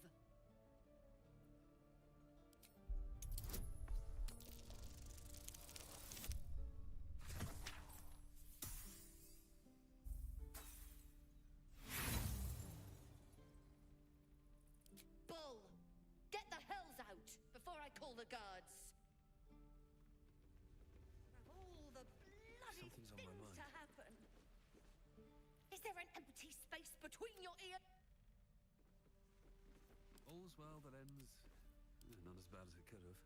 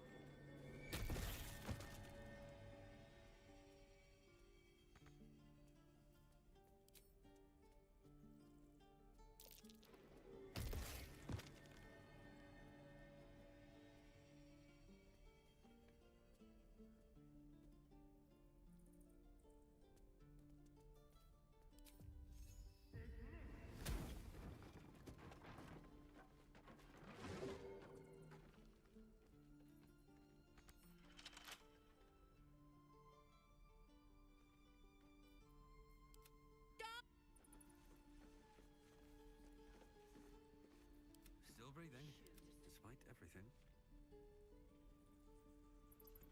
This is a restricted area. Time to explain yourself, or this guard will be restricting you to a cell.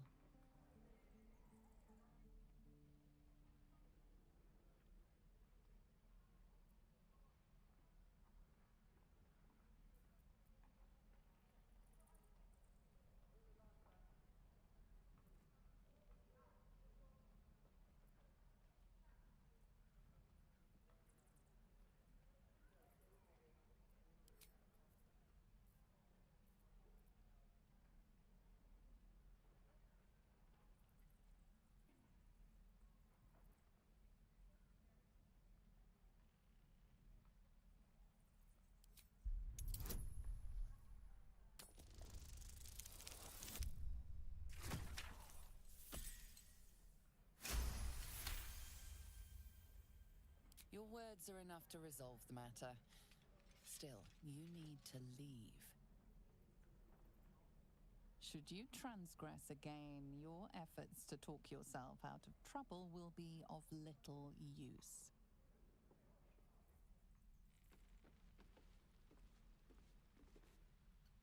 Onward.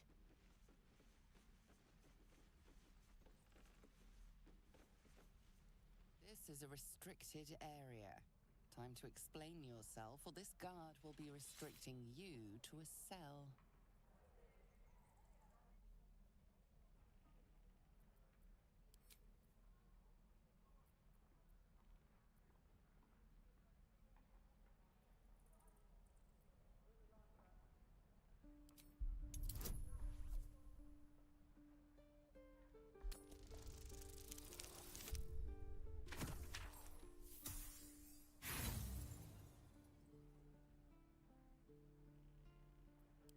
Usually, this is the point where the guard leaves you alone. But not today. Improperly acquired coin weighs heavy. Moving ahead. Bloody thinker!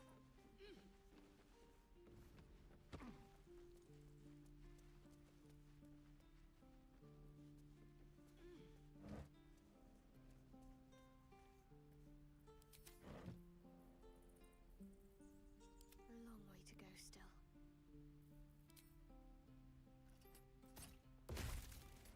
I'll take this way.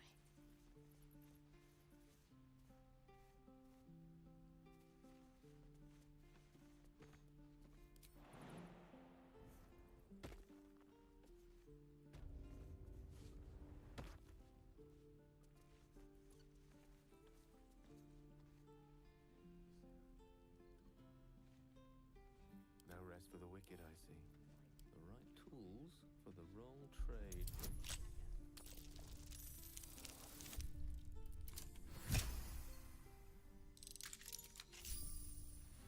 With ease. My pleasure. Ready to go meet my tribe? Just say the word. Happily.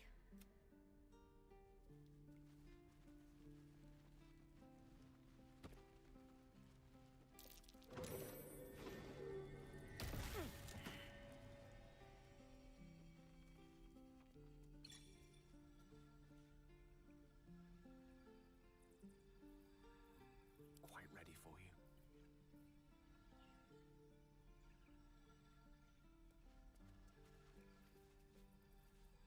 Can't give up now.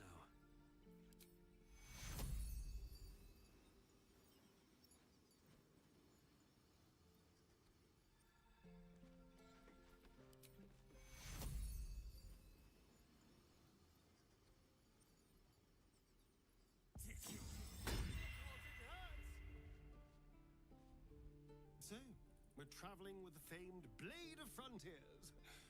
I feel safer already.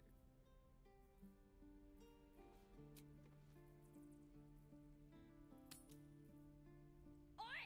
Don't leave your pal Sazza behind! I can't follow your fancy booyog!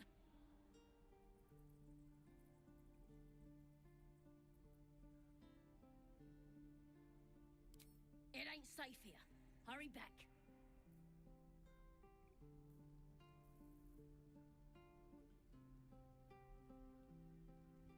Ready to go meet my tribe? Just say the word.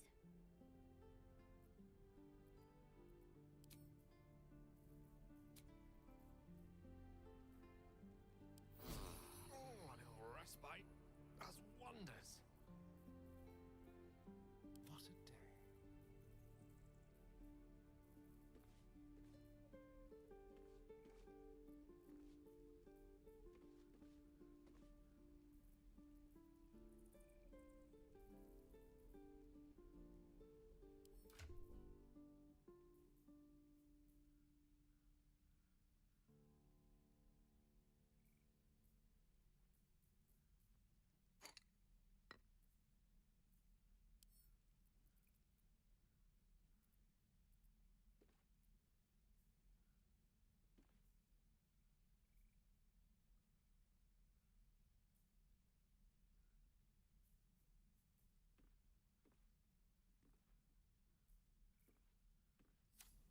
Don't touch me. Can't afford to stay idle. Wits and blades, always sharp. Well, hello. What can I do for you?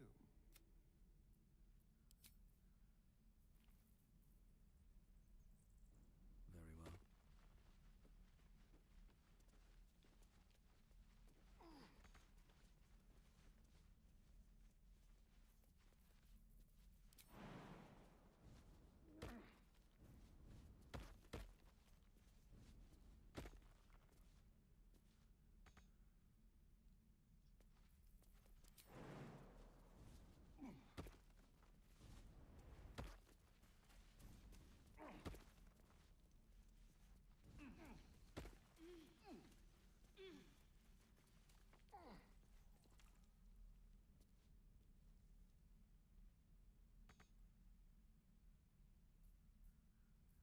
No time to dally.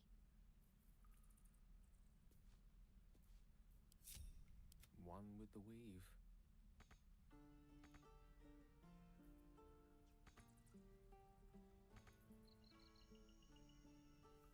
Well, hello.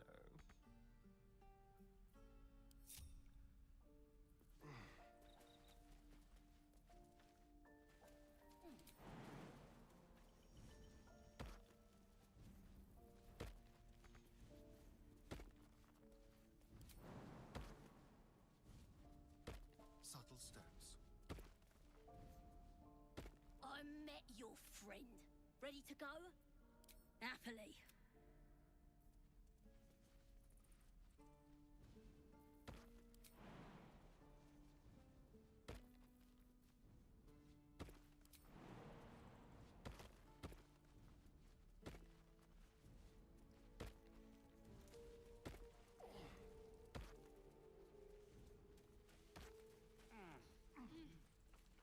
All right.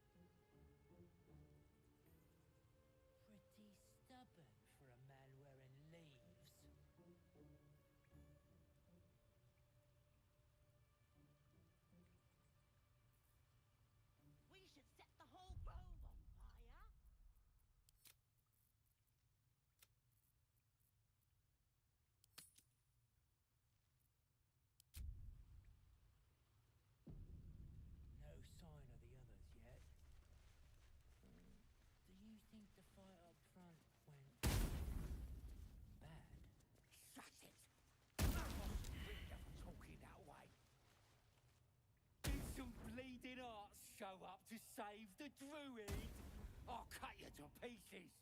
What are you doing? It's me, Sazza. You and them other idiots mucked up the old raid. The Absolute don't like failure.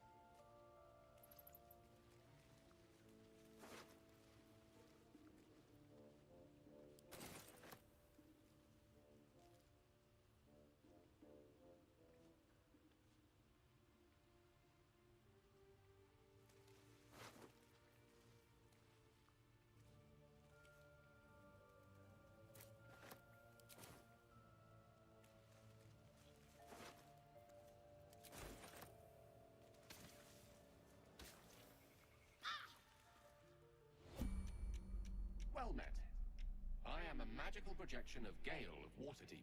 And if you... I trust I've made myself clear. No need. I have upon my deceased person a magical item that can accompany... I will now... Step 1. Next, inside... Start upon... This is it. Pronounced words will now appear on the letter's surface. Excellent. Now repeat my instructions back to me. In that case, this will be an easy exercise. Step 1, and next. Right. You then have access to the letter and the flute. Remember to play them clockwise.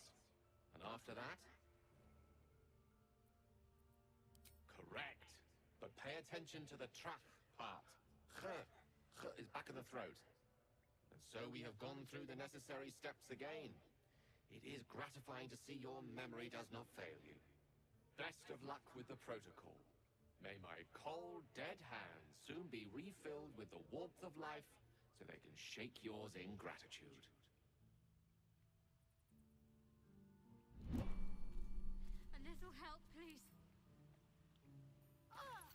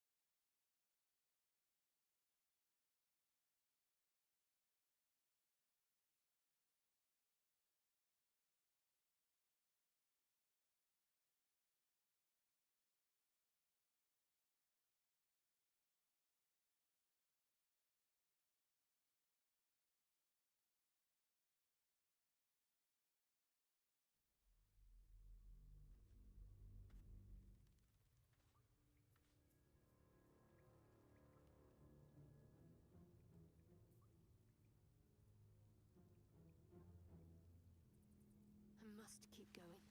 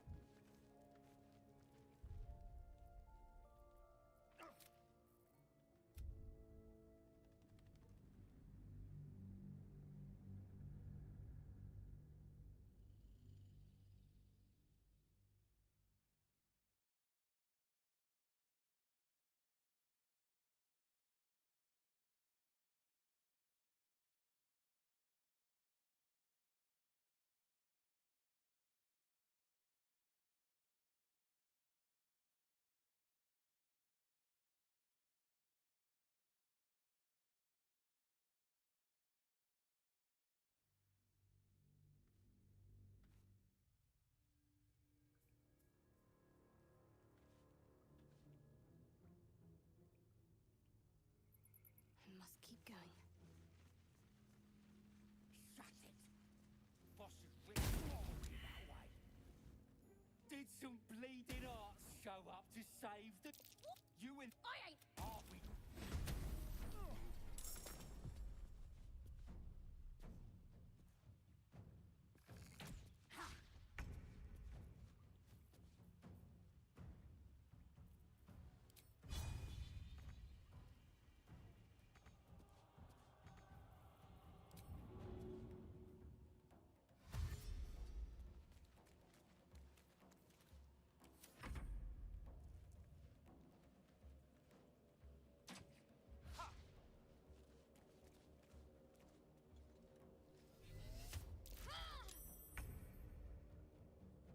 Let's light them up.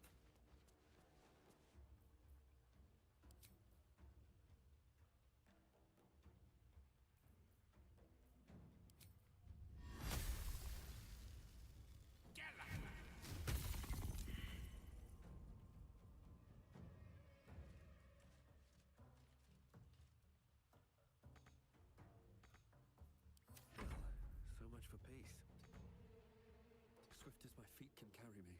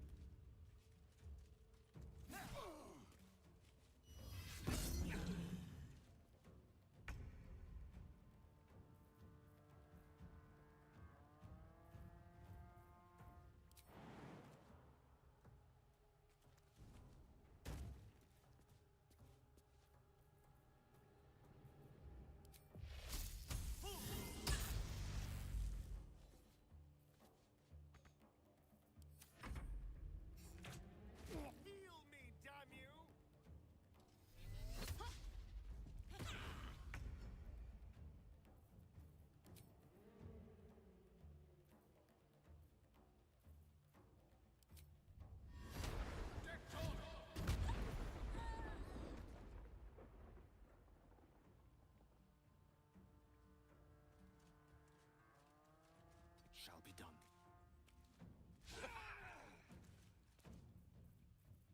Nothing important is ever easy.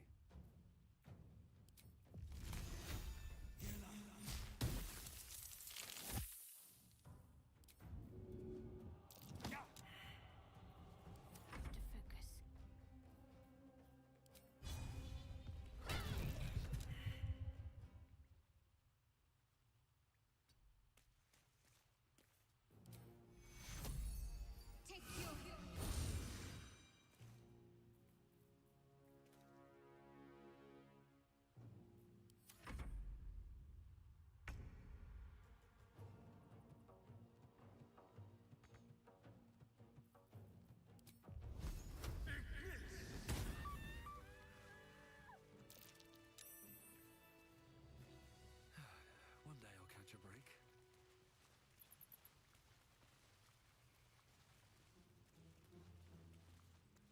His breaths are shallow, his wounds deep. He doesn't respond to your voice.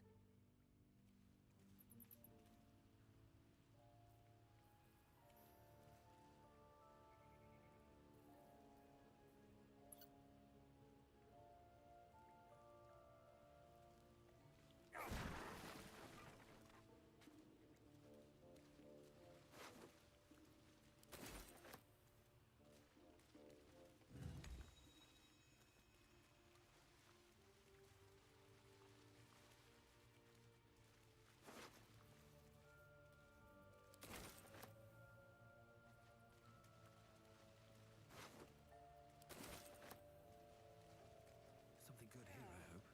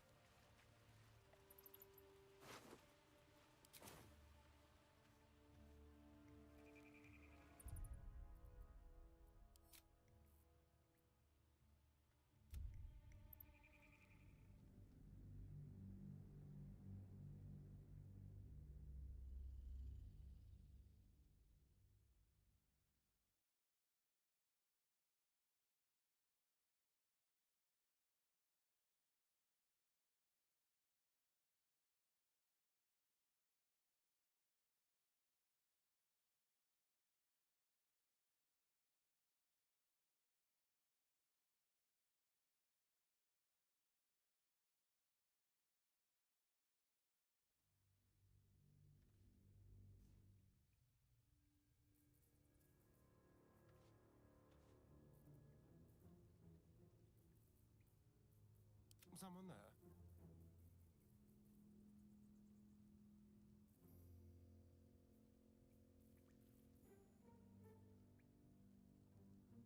Let's keep to the shadows. The element of surprise.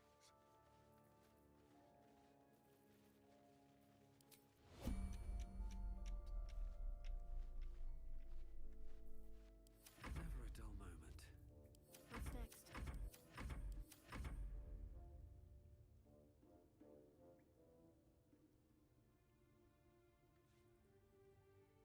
Something smells tasty. Don't wear his voice out. We still need answers. Direct me.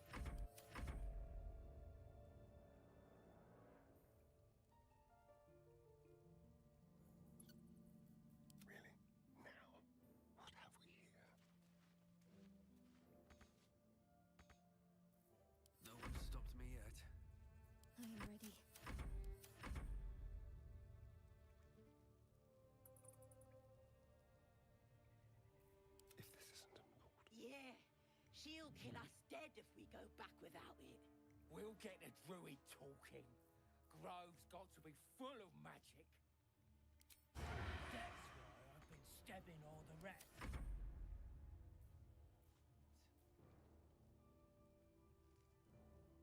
Should mind my step.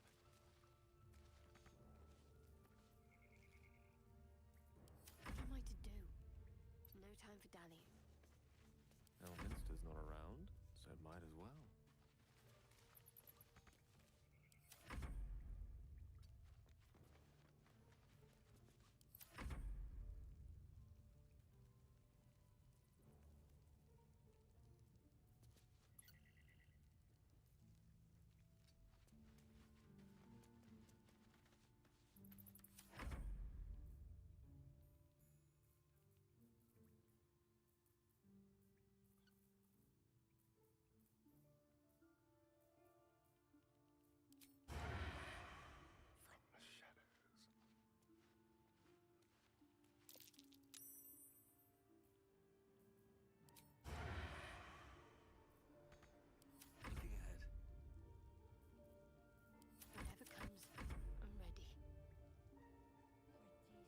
happen for a Did man some wearing- bleeding arts show up to save the druid?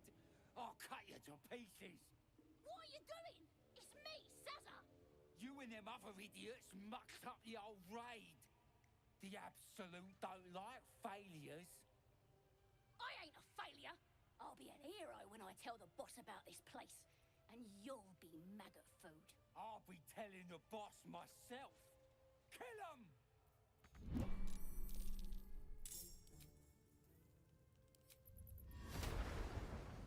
While the iron is hot.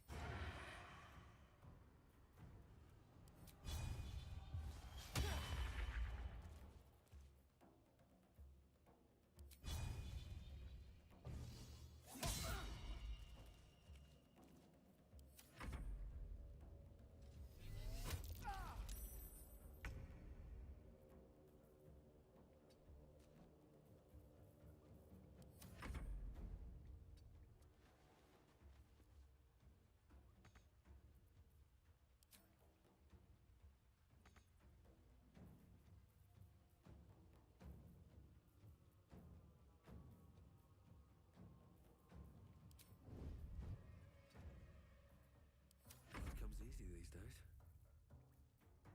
I need to find a way forward.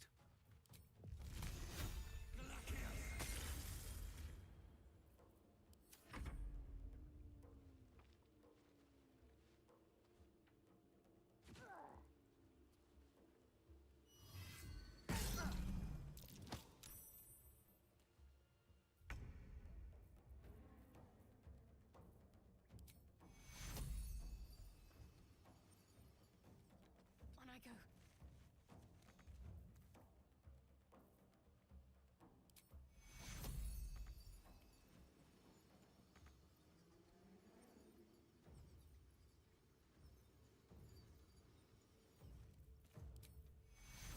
Take two.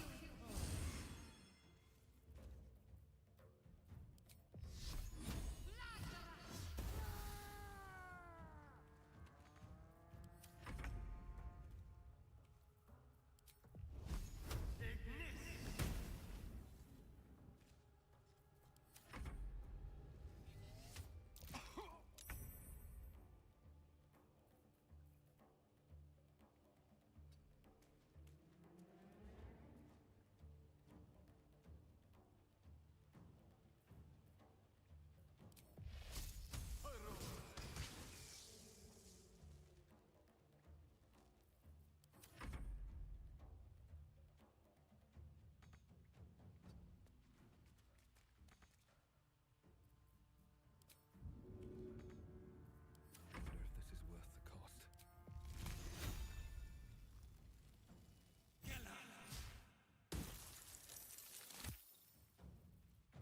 I'm ready.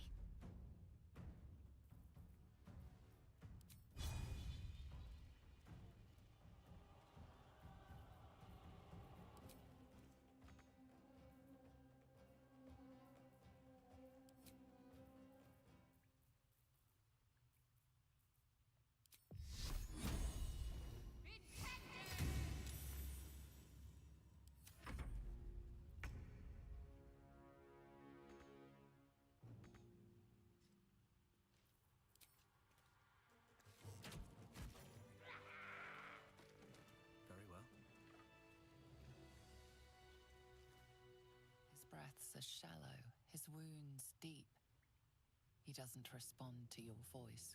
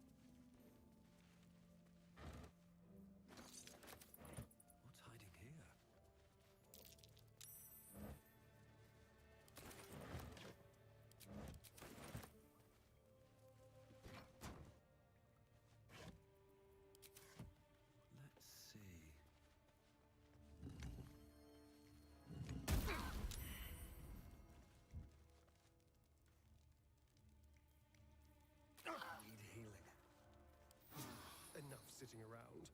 Let's go hurt someone.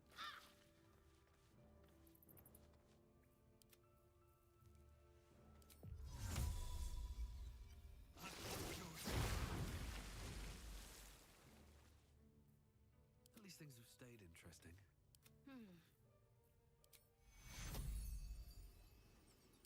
Take you.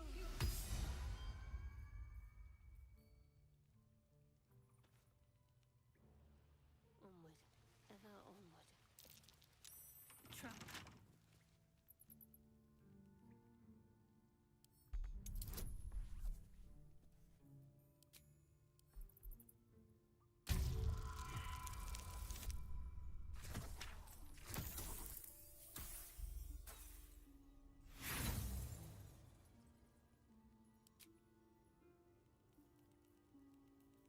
Watch your back.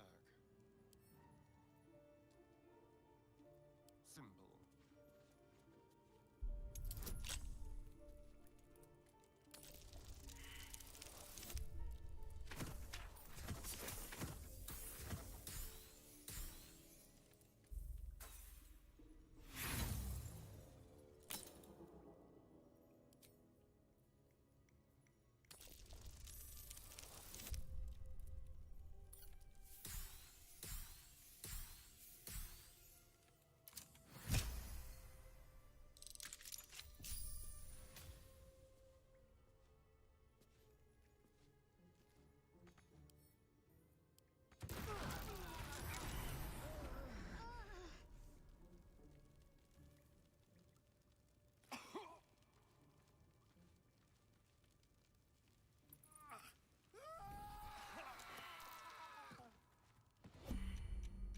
Well met.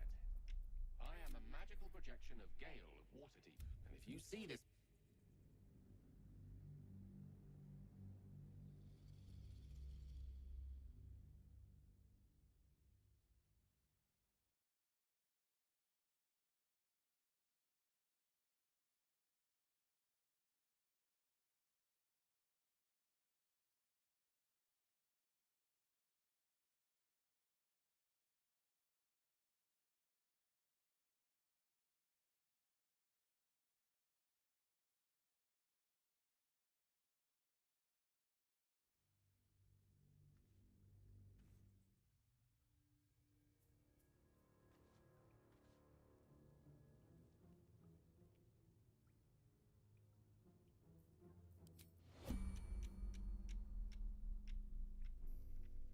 Need something?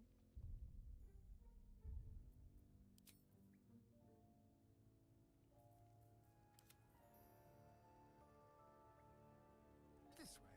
Neither seen nor heard. Is that blood? No, never mind.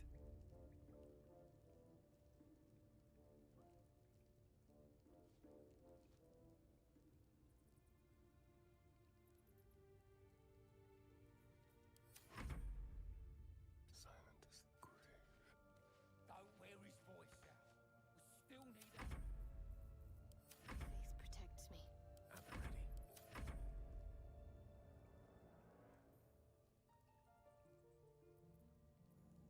By all means.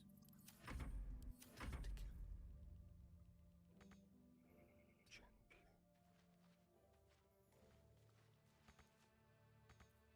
No one back home will ever believe this.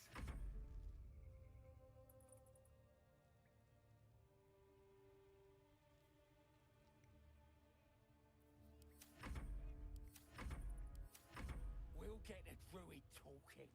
Grove's got to be full of magic. That's why I've been stabbing all the rats. Might be spies.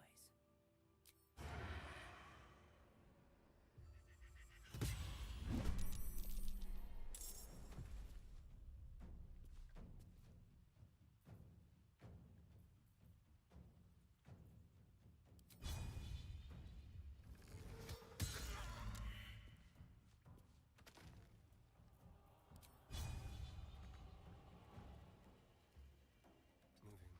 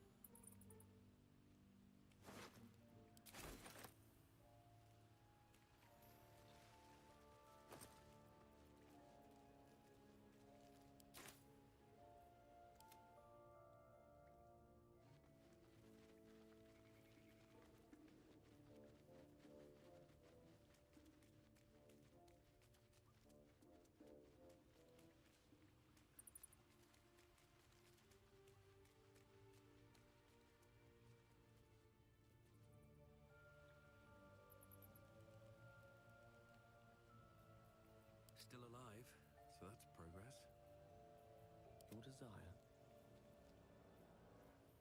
I'm ready. Whatever it takes.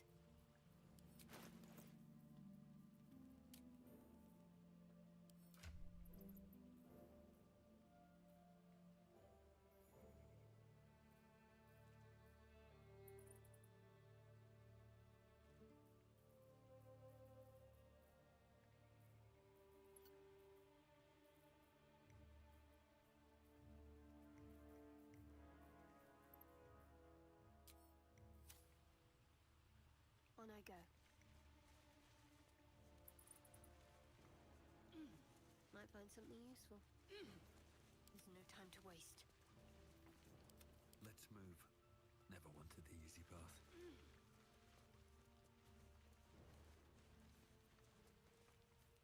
Ready and willing.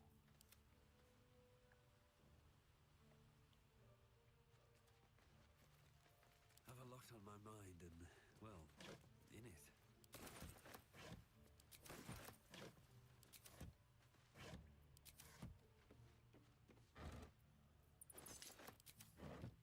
Open up.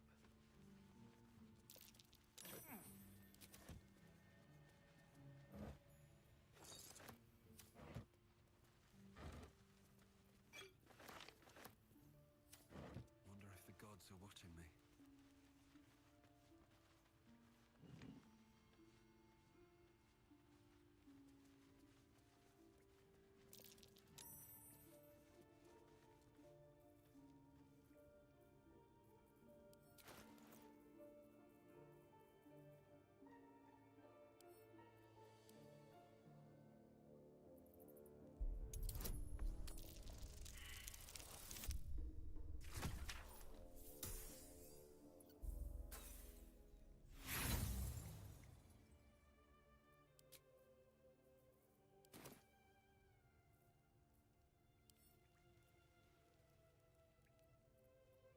With a flick of the wrist.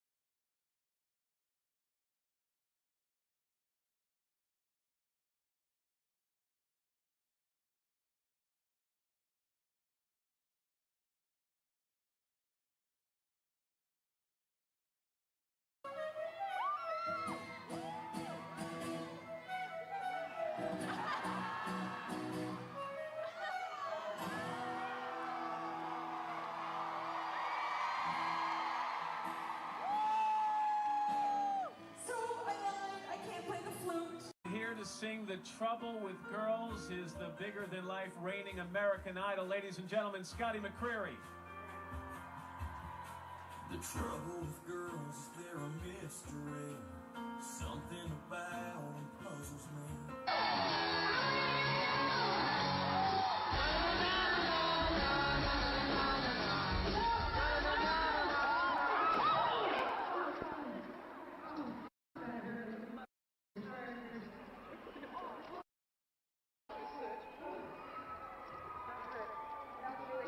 Let's get her out of this. I tired most of the time. Gosh, I love you so much. Oh, thanks. Can I give you a hug? No, thanks. Please? No, thanks. A little one. Yeah, no, thanks. Oh.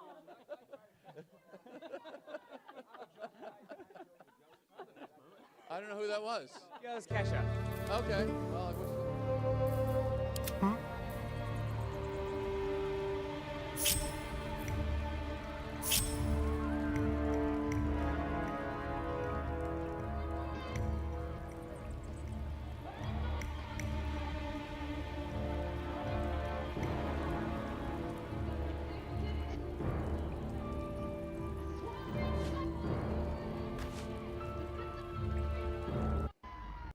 No, thanks. Okay. Well, I wish.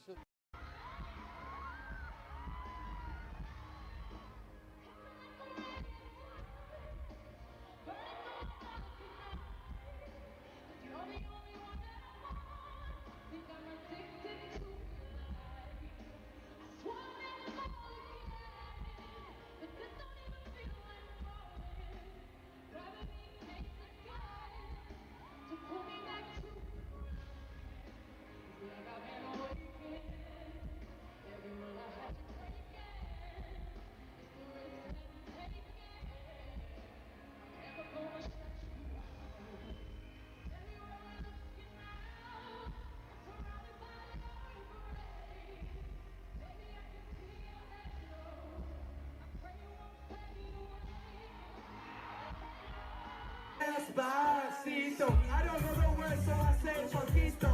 I don't know the words, so I say dorito. I don't know the words, so I say poquito.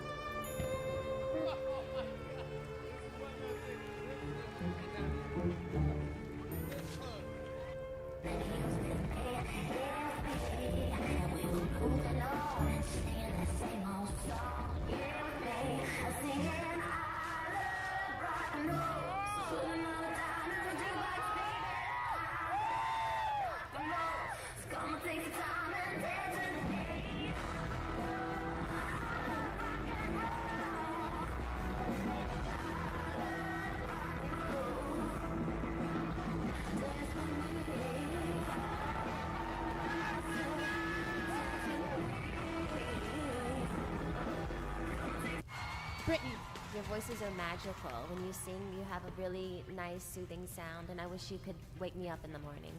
Thank you. Heyo! We wish we could wake you up in the morning. Singing! Singing! Of course. Beyonce in the house.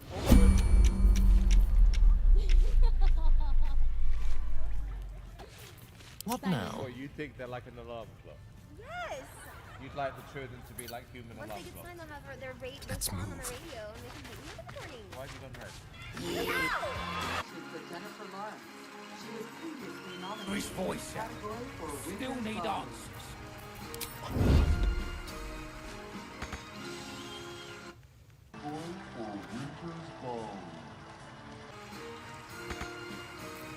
Can't give up now.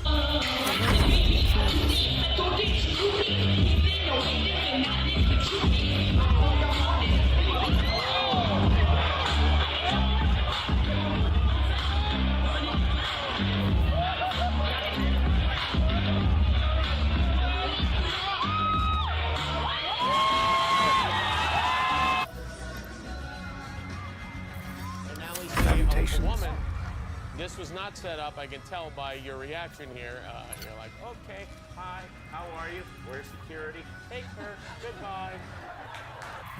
Oh, this was terrible. I don't even want to see You this. had a mic, you had some kind of a problem with your microphone. Oh, no. And so you bounced it, and you hear a woman scream. We're watching here in slow motion. It went right into a person. Right into her head. Right into her head.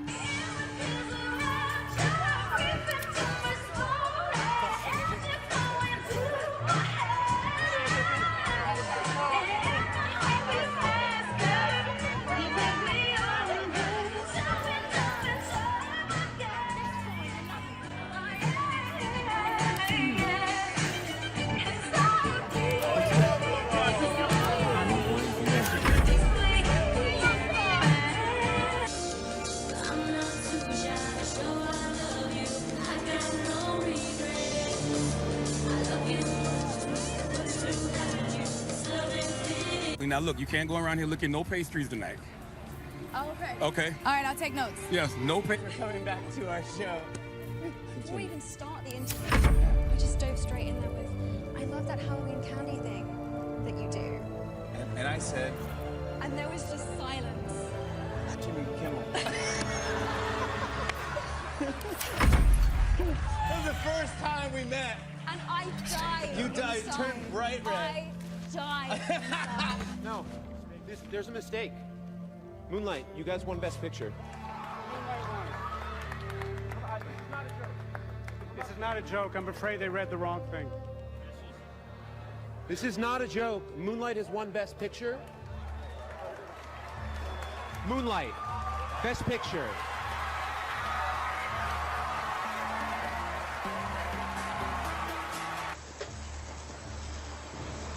Whoa! Kanye!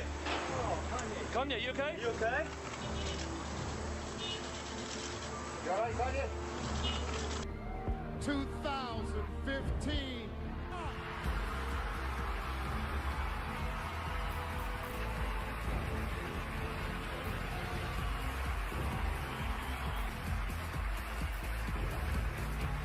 Okay, folks.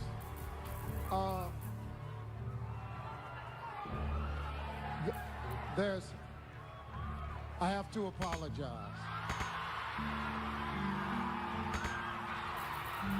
I've wished to live in more interesting times. What's Let me next, just I take wonder? control of this. Lost in This is thought. exactly what's on the card. I will take responsibility for this. It was my mistake. It was on the card. Horrible mistake.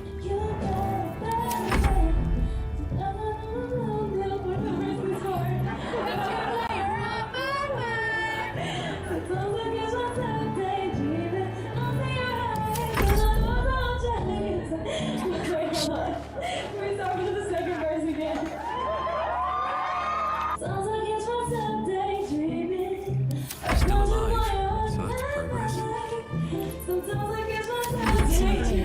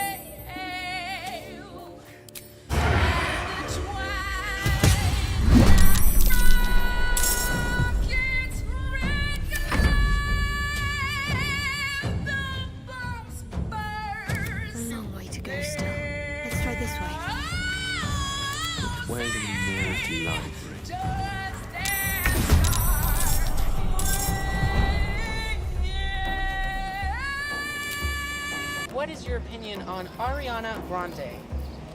What I know of her, which is very little, she's a spoiled little brat. As far as her musical talent, I have no idea.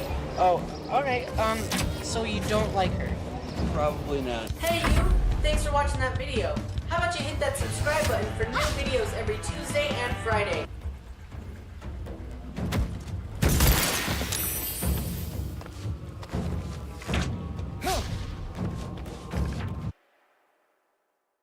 I didn't get work and didn't work for over 2 years. Hollywood forgot me. It's just so arrogant. And in some ways hypocritical to me. So putting down their last. In the glitzy world of Hollywood, fortunes can change as rapidly as the tide. Formerly acclaimed as the king of romantic comedies, The thing that you are a master at is the rom-com. No, seriously. Matthew McConaughey went through both the highs of heartthrob popularity and the lows of being rejected. I think I just wrote myself a one-way ticket out of Hollywood. I don't know if I'm ever going to work there again. I was forgotten. By the movie industry. McConaughey won hearts all over the world with roles like the endearing lead in How to Lose a Guy in 10 Days and the likable slacker in Failure to Launch. However, the actor's hunger to break out of the romantic comedy mold caused his career to take an unexpected turn.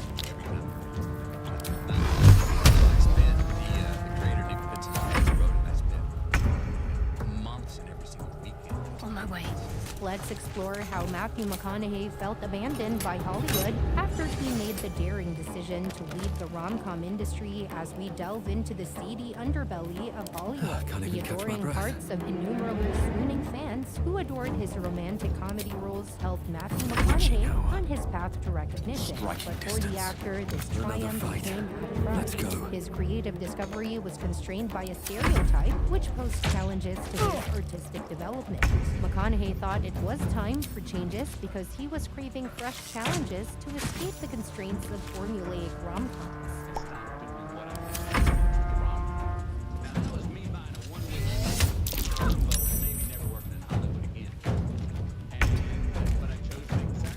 He had no idea that the very industry that had once welcomed him would reject him and leave him because of his pursuit of something new. It turns out that our beloved rom-com hero had a difficult time breaking away from those corny romantic flicks we all enjoyed him in an interview with Good Morning America. And when there's a lot of pressure on all of us all the time, especially what I need to do. Well, no, you don't just yet.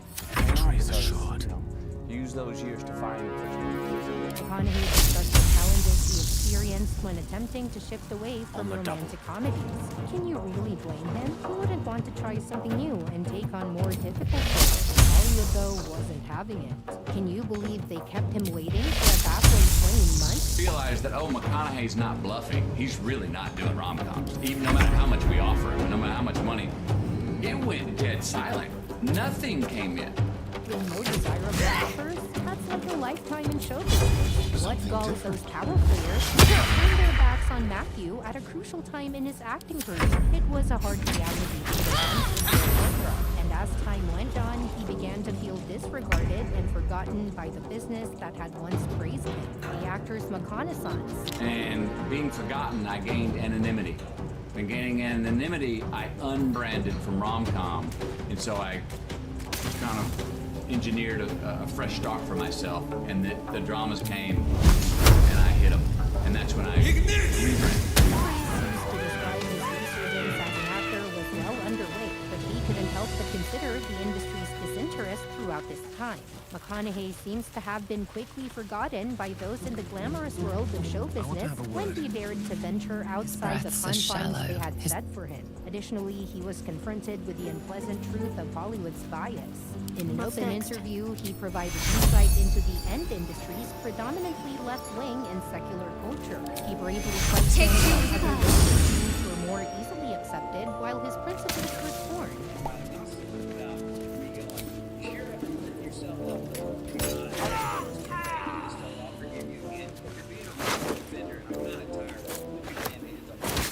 His admission shocked the business and sparked intense discussions about prejudice inside Hollywood's glitzy gates. In addition to that, McConaughey recounted an incident that happened at a celebrity-studded award ceremony, and his struggle with bigotry reached the pinnacle. So here's what happened. Moments where I was on stage receiving an award in front of my peers in Hollywood. And there were people in the crowd that I have prayed with before dinner many times. And when I thanked God, I saw some of those people go to clap, but then noticed that, whoa, it's a bad thing on my resume, and then sit back on their hands. At this grand award ceremony, as he prepared to accept a big award, he made the decision to get all spiritual and thank God in his speech. However, this is where things started to get really interesting. The divine energies weren't felt by everyone in the space. Crazy, right? receiving the cold shoulder from several of his friends. And I've seen people read the room and go, whoa, that wouldn't bode well for me in the future. And fellow celebrities. Remember that these were the same individuals who used to pray with him during dinners. But now they're acting like they're above holiness by choosing not to applaud him when he thanked God. The eerie silence revealed much about the unstated prejudice that McConaughey experienced because of his Christian views. Was Hollywood willing to penalize him for openly professing his faith? The sensational snub sparked passionate debates within the business, with some claiming that the actor was being blacklisted by influential Hollywood personalities for having the guts to defend his morals. Nevertheless, as the proverb goes, when one door closes, did McConaughey discover that open door. He received the role of a lifetime in Dallas Buyers Club in 2013.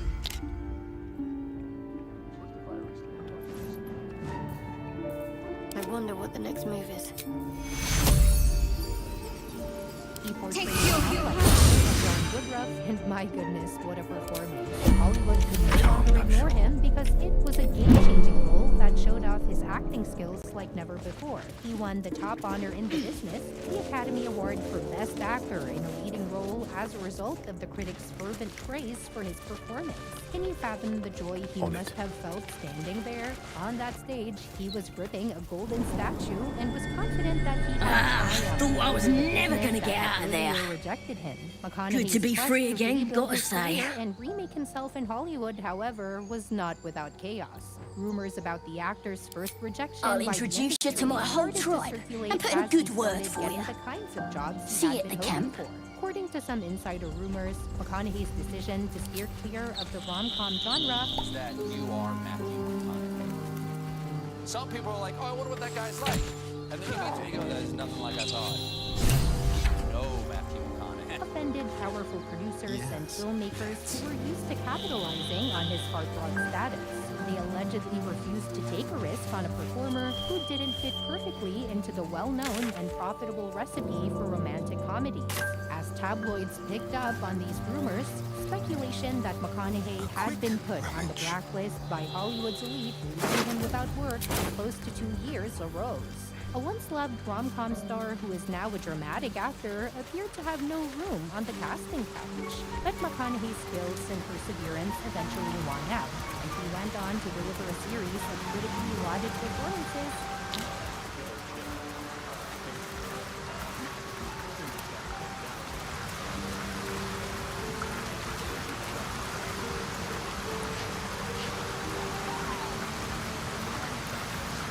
Restored his status as one of Hollywood's most admired performers. The reconnaissance served as more than just a personal victory. It served as a stark warning about the cyclical nature of the entertainment business and the difficulties faced by people who defy stereotypes. Its nest must be nearby. Exceptional performances that captivated both crowds and reviewers alike for the attention. McConaughey displayed a depth and variety in his acting in movies like Interstellar and Detective that were previously unheard of during his rom-com days. His heartthrob reputation vanished as he submitted in intricate characters, allowing the actual artist to emerge.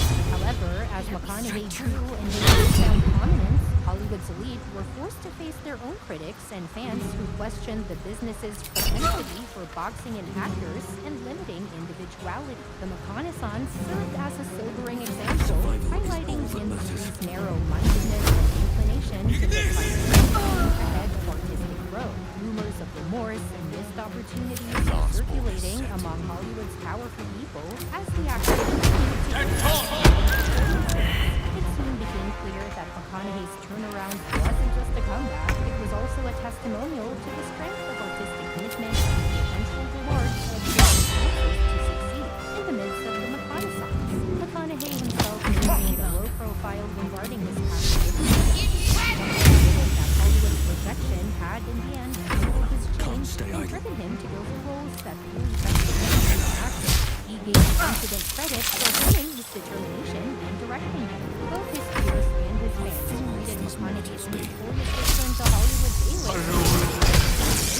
His moving acceptance speech for the Oscar was a striking illustration of the tenacity and persistence that had driven his incredible career. He expressed appreciation for the help he had A gotten woman during with this shadows for crucial eyes, you transition, said? and acknowledged Merely that the people that who if the supported eyes him are the were mirror to the success, soul, yours have dark since he turns saw towards the potential in mirror. him, while others No were offense feared taken. did not. Not Hollywood appears to be necessarily. doing its own soul I haven't made up my mind about Renaissance leaving. Discussions regarding the need for greater diversity and inclusivity in casting decisions have been sparked by Time to pack it in McConaughey's for the day, I think. Hollywood was pushed by the actor's journey to liberate itself from the restrictions of typecasting and adopt a more accepting attitude toward talent.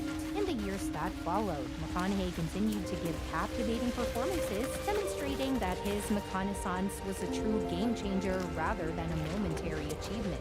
His commitment to his art and willingness to take chances helped him establish himself as one of Hollywood's most prestigious and in-demand like a shrine to performers. Saloon On over the there. other hand, fans have praised Matthew for challenging Hollywood power brokers and introducing his There's faith magic to the world. keeping this One chest fan sealed. commented, his I can faith is feel its real. aura. Notice he's not judging those that don't share his faith, but just pointing out the hypocrisy due to the fear of those who may truly believe but are afraid of losing status amongst their peers. We all need to have the same strength to show Whatever our comes, faith in the face I'm of the ready. wave of the anti-religious fervor brought on by the mainstream media and the academia. Another added, I love Matthew. He's one of the few in Hollywood who has common sense. Right now, the reconnaissance may have had its final effect on Hollywood's doors, but the incredible journey of Matthew McConaughey serves as a testament to the strength of tenacity and authenticity in a field that can be both enticing and harsh. One thing is certain, Matthew McConaughey's reconnaissance will always be remembered in the annals of Hollywood history as fans eagerly anticipate his upcoming endeavors. An illusion of an artist's unrelenting spirit who dared to dream far beyond the limitations of a rom-com role. I'll go That's this all way. for today's video. See you again, folks.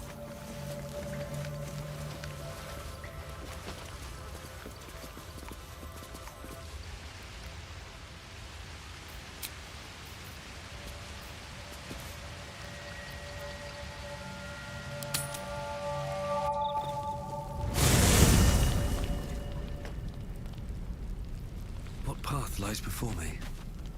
Seems like a good moment to talk. The goblins still infest the roads. As long as their leaders live.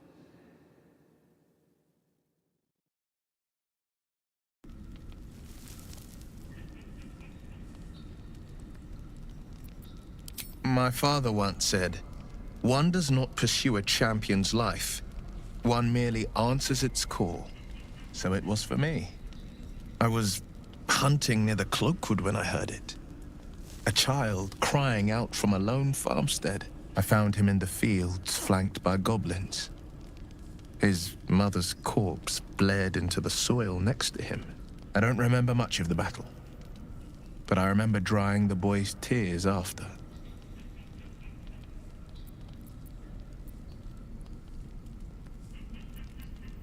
I left him with his uncles. 5 years on, and he's flourishing. If only every child was so lucky. I mourn the ones I could never save, whose cries I never heard. In the boy's tears,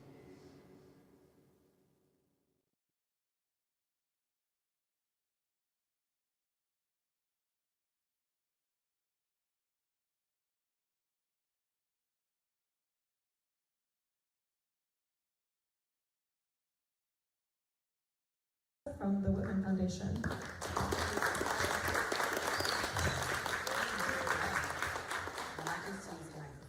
Hi. Someone else has something to say. Anyway, I'm so happy to see so many people, and obviously all of these guys. We are super excited about this book.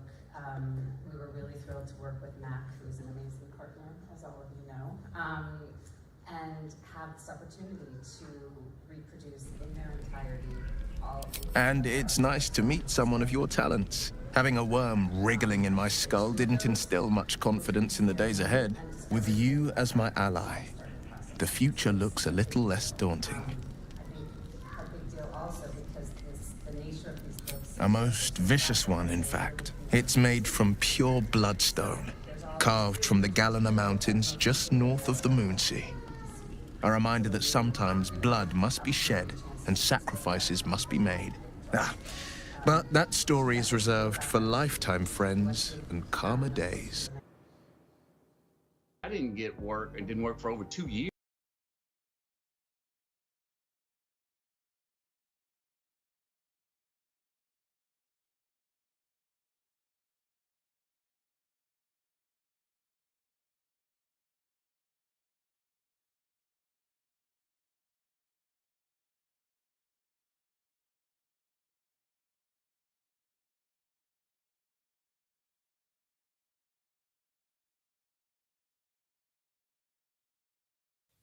Hello everyone, welcome to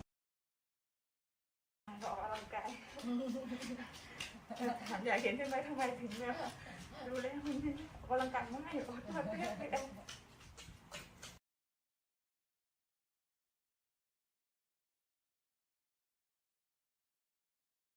That's a pretty stunning position if you think about it in the abstract, about the notion of just ignoring a judge's position. So my question is, when this case is resolved by the Supreme Court, should the administration follow that decision if that decision ends up banning this abortion drug? Sending stone. There's a fascinating coalition Nothing of so legal special, I assure you. and DC politicians watch who are and listen arguing for that signs of deceit, the Biden but sense administration, nothing along unusual. with the Food and Drug Administration, should just completely ignore a federal Karlach's judge's fires ruling raged in Baldurs that would Gate before she reverse escaped the to approval Avernus, of mifepristone, as my which is, source of course, told it. one of the And she was abortion planning drugs. to return. Now, reversing One of the FDA's archdevils approval would mean that Ariel's the own, abortion drug would be chaos outlawed incarnate, all a throughout the country, devil not with just in pure Texas. fire for a And heart. AOC argues I made my that way to Avernus that to stop decision her. should be She fled completely from my ignored. reach.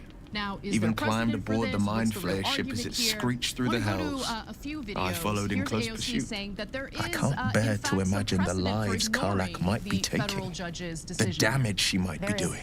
an extraordinary amount of precedent for this. There is a term known as agency non-acquiescence, and this has been used and for folks saying this is a first, that this is precedent setting. It is not. The Trump administration also did this very thing, but also it has happened before. The idea of consistency in governance until there is a higher court ruling is not an unprecedented thing to happen. In fact, when the Trump administration did it, it was arguably through a much, a very grave issue when it came to DACA. The Trump administration was ordered to fully reinstate DACA, the DACA program, and they, in a complete defiance, did not do that. So this is a fascinating proposal, and she says there's precedent for it. I did a little digging, and look, I don't know if it's as clear as she's stating it is, but I do like that she wants the Biden administration to play hardball. But there are limitations. Even if the Biden administration decides, well, no, we're just going to ignore this federal judge's decision, the downsides are, once a Republican administration comes into power, then they can unilaterally decide to uphold this federal judge's ruling that reverses the FDA's approval of a powerful friend with a keen interest in but you know, it's privacy. interesting because there are other people who are I'm sworn arguing to that say no more. the Biden administration should do this, including Senator Ron Wyden, who is a Democrat, of course. He says, What I else believe is the on Food your and Drug mind? Administration has the authority to ignore this ruling, Make some which room, is why and I'm all yours. again calling on President Biden and the FDA to do just that. delicious. The FDA, doctors, and pharmacies can and must go about their jobs like nothing has changed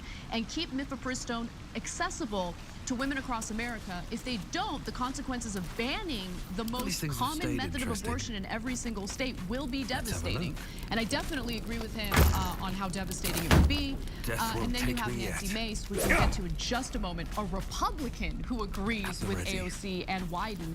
Before we get to that, Jink, what are your thoughts? There are two different scenarios here, and they're very different. One is where we are today with two different conflicting federal judge orders. Now, if the Biden administration says, listen, I don't know which one to follow. I want to follow the orders, but I don't know which one to follow. So that's why the Texas guess judge I'll can't spend my trump evenings the lounging Washington here. State judge. Well, you I'm do going to have the to hard let this work. go to appeals courts and then maybe even the Supreme Court if the appeals courts disagree before I implement the judge's decision, okay? So I think that is very understandable, and there's a really good argument to be made there. When it gets to the Supreme Court, if the Supreme Court says, no, that's it, you can't sell this drug anymore. And it makes no sense, but a lot of things the Supreme Court says makes no sense. Supreme Court declared corporations human beings.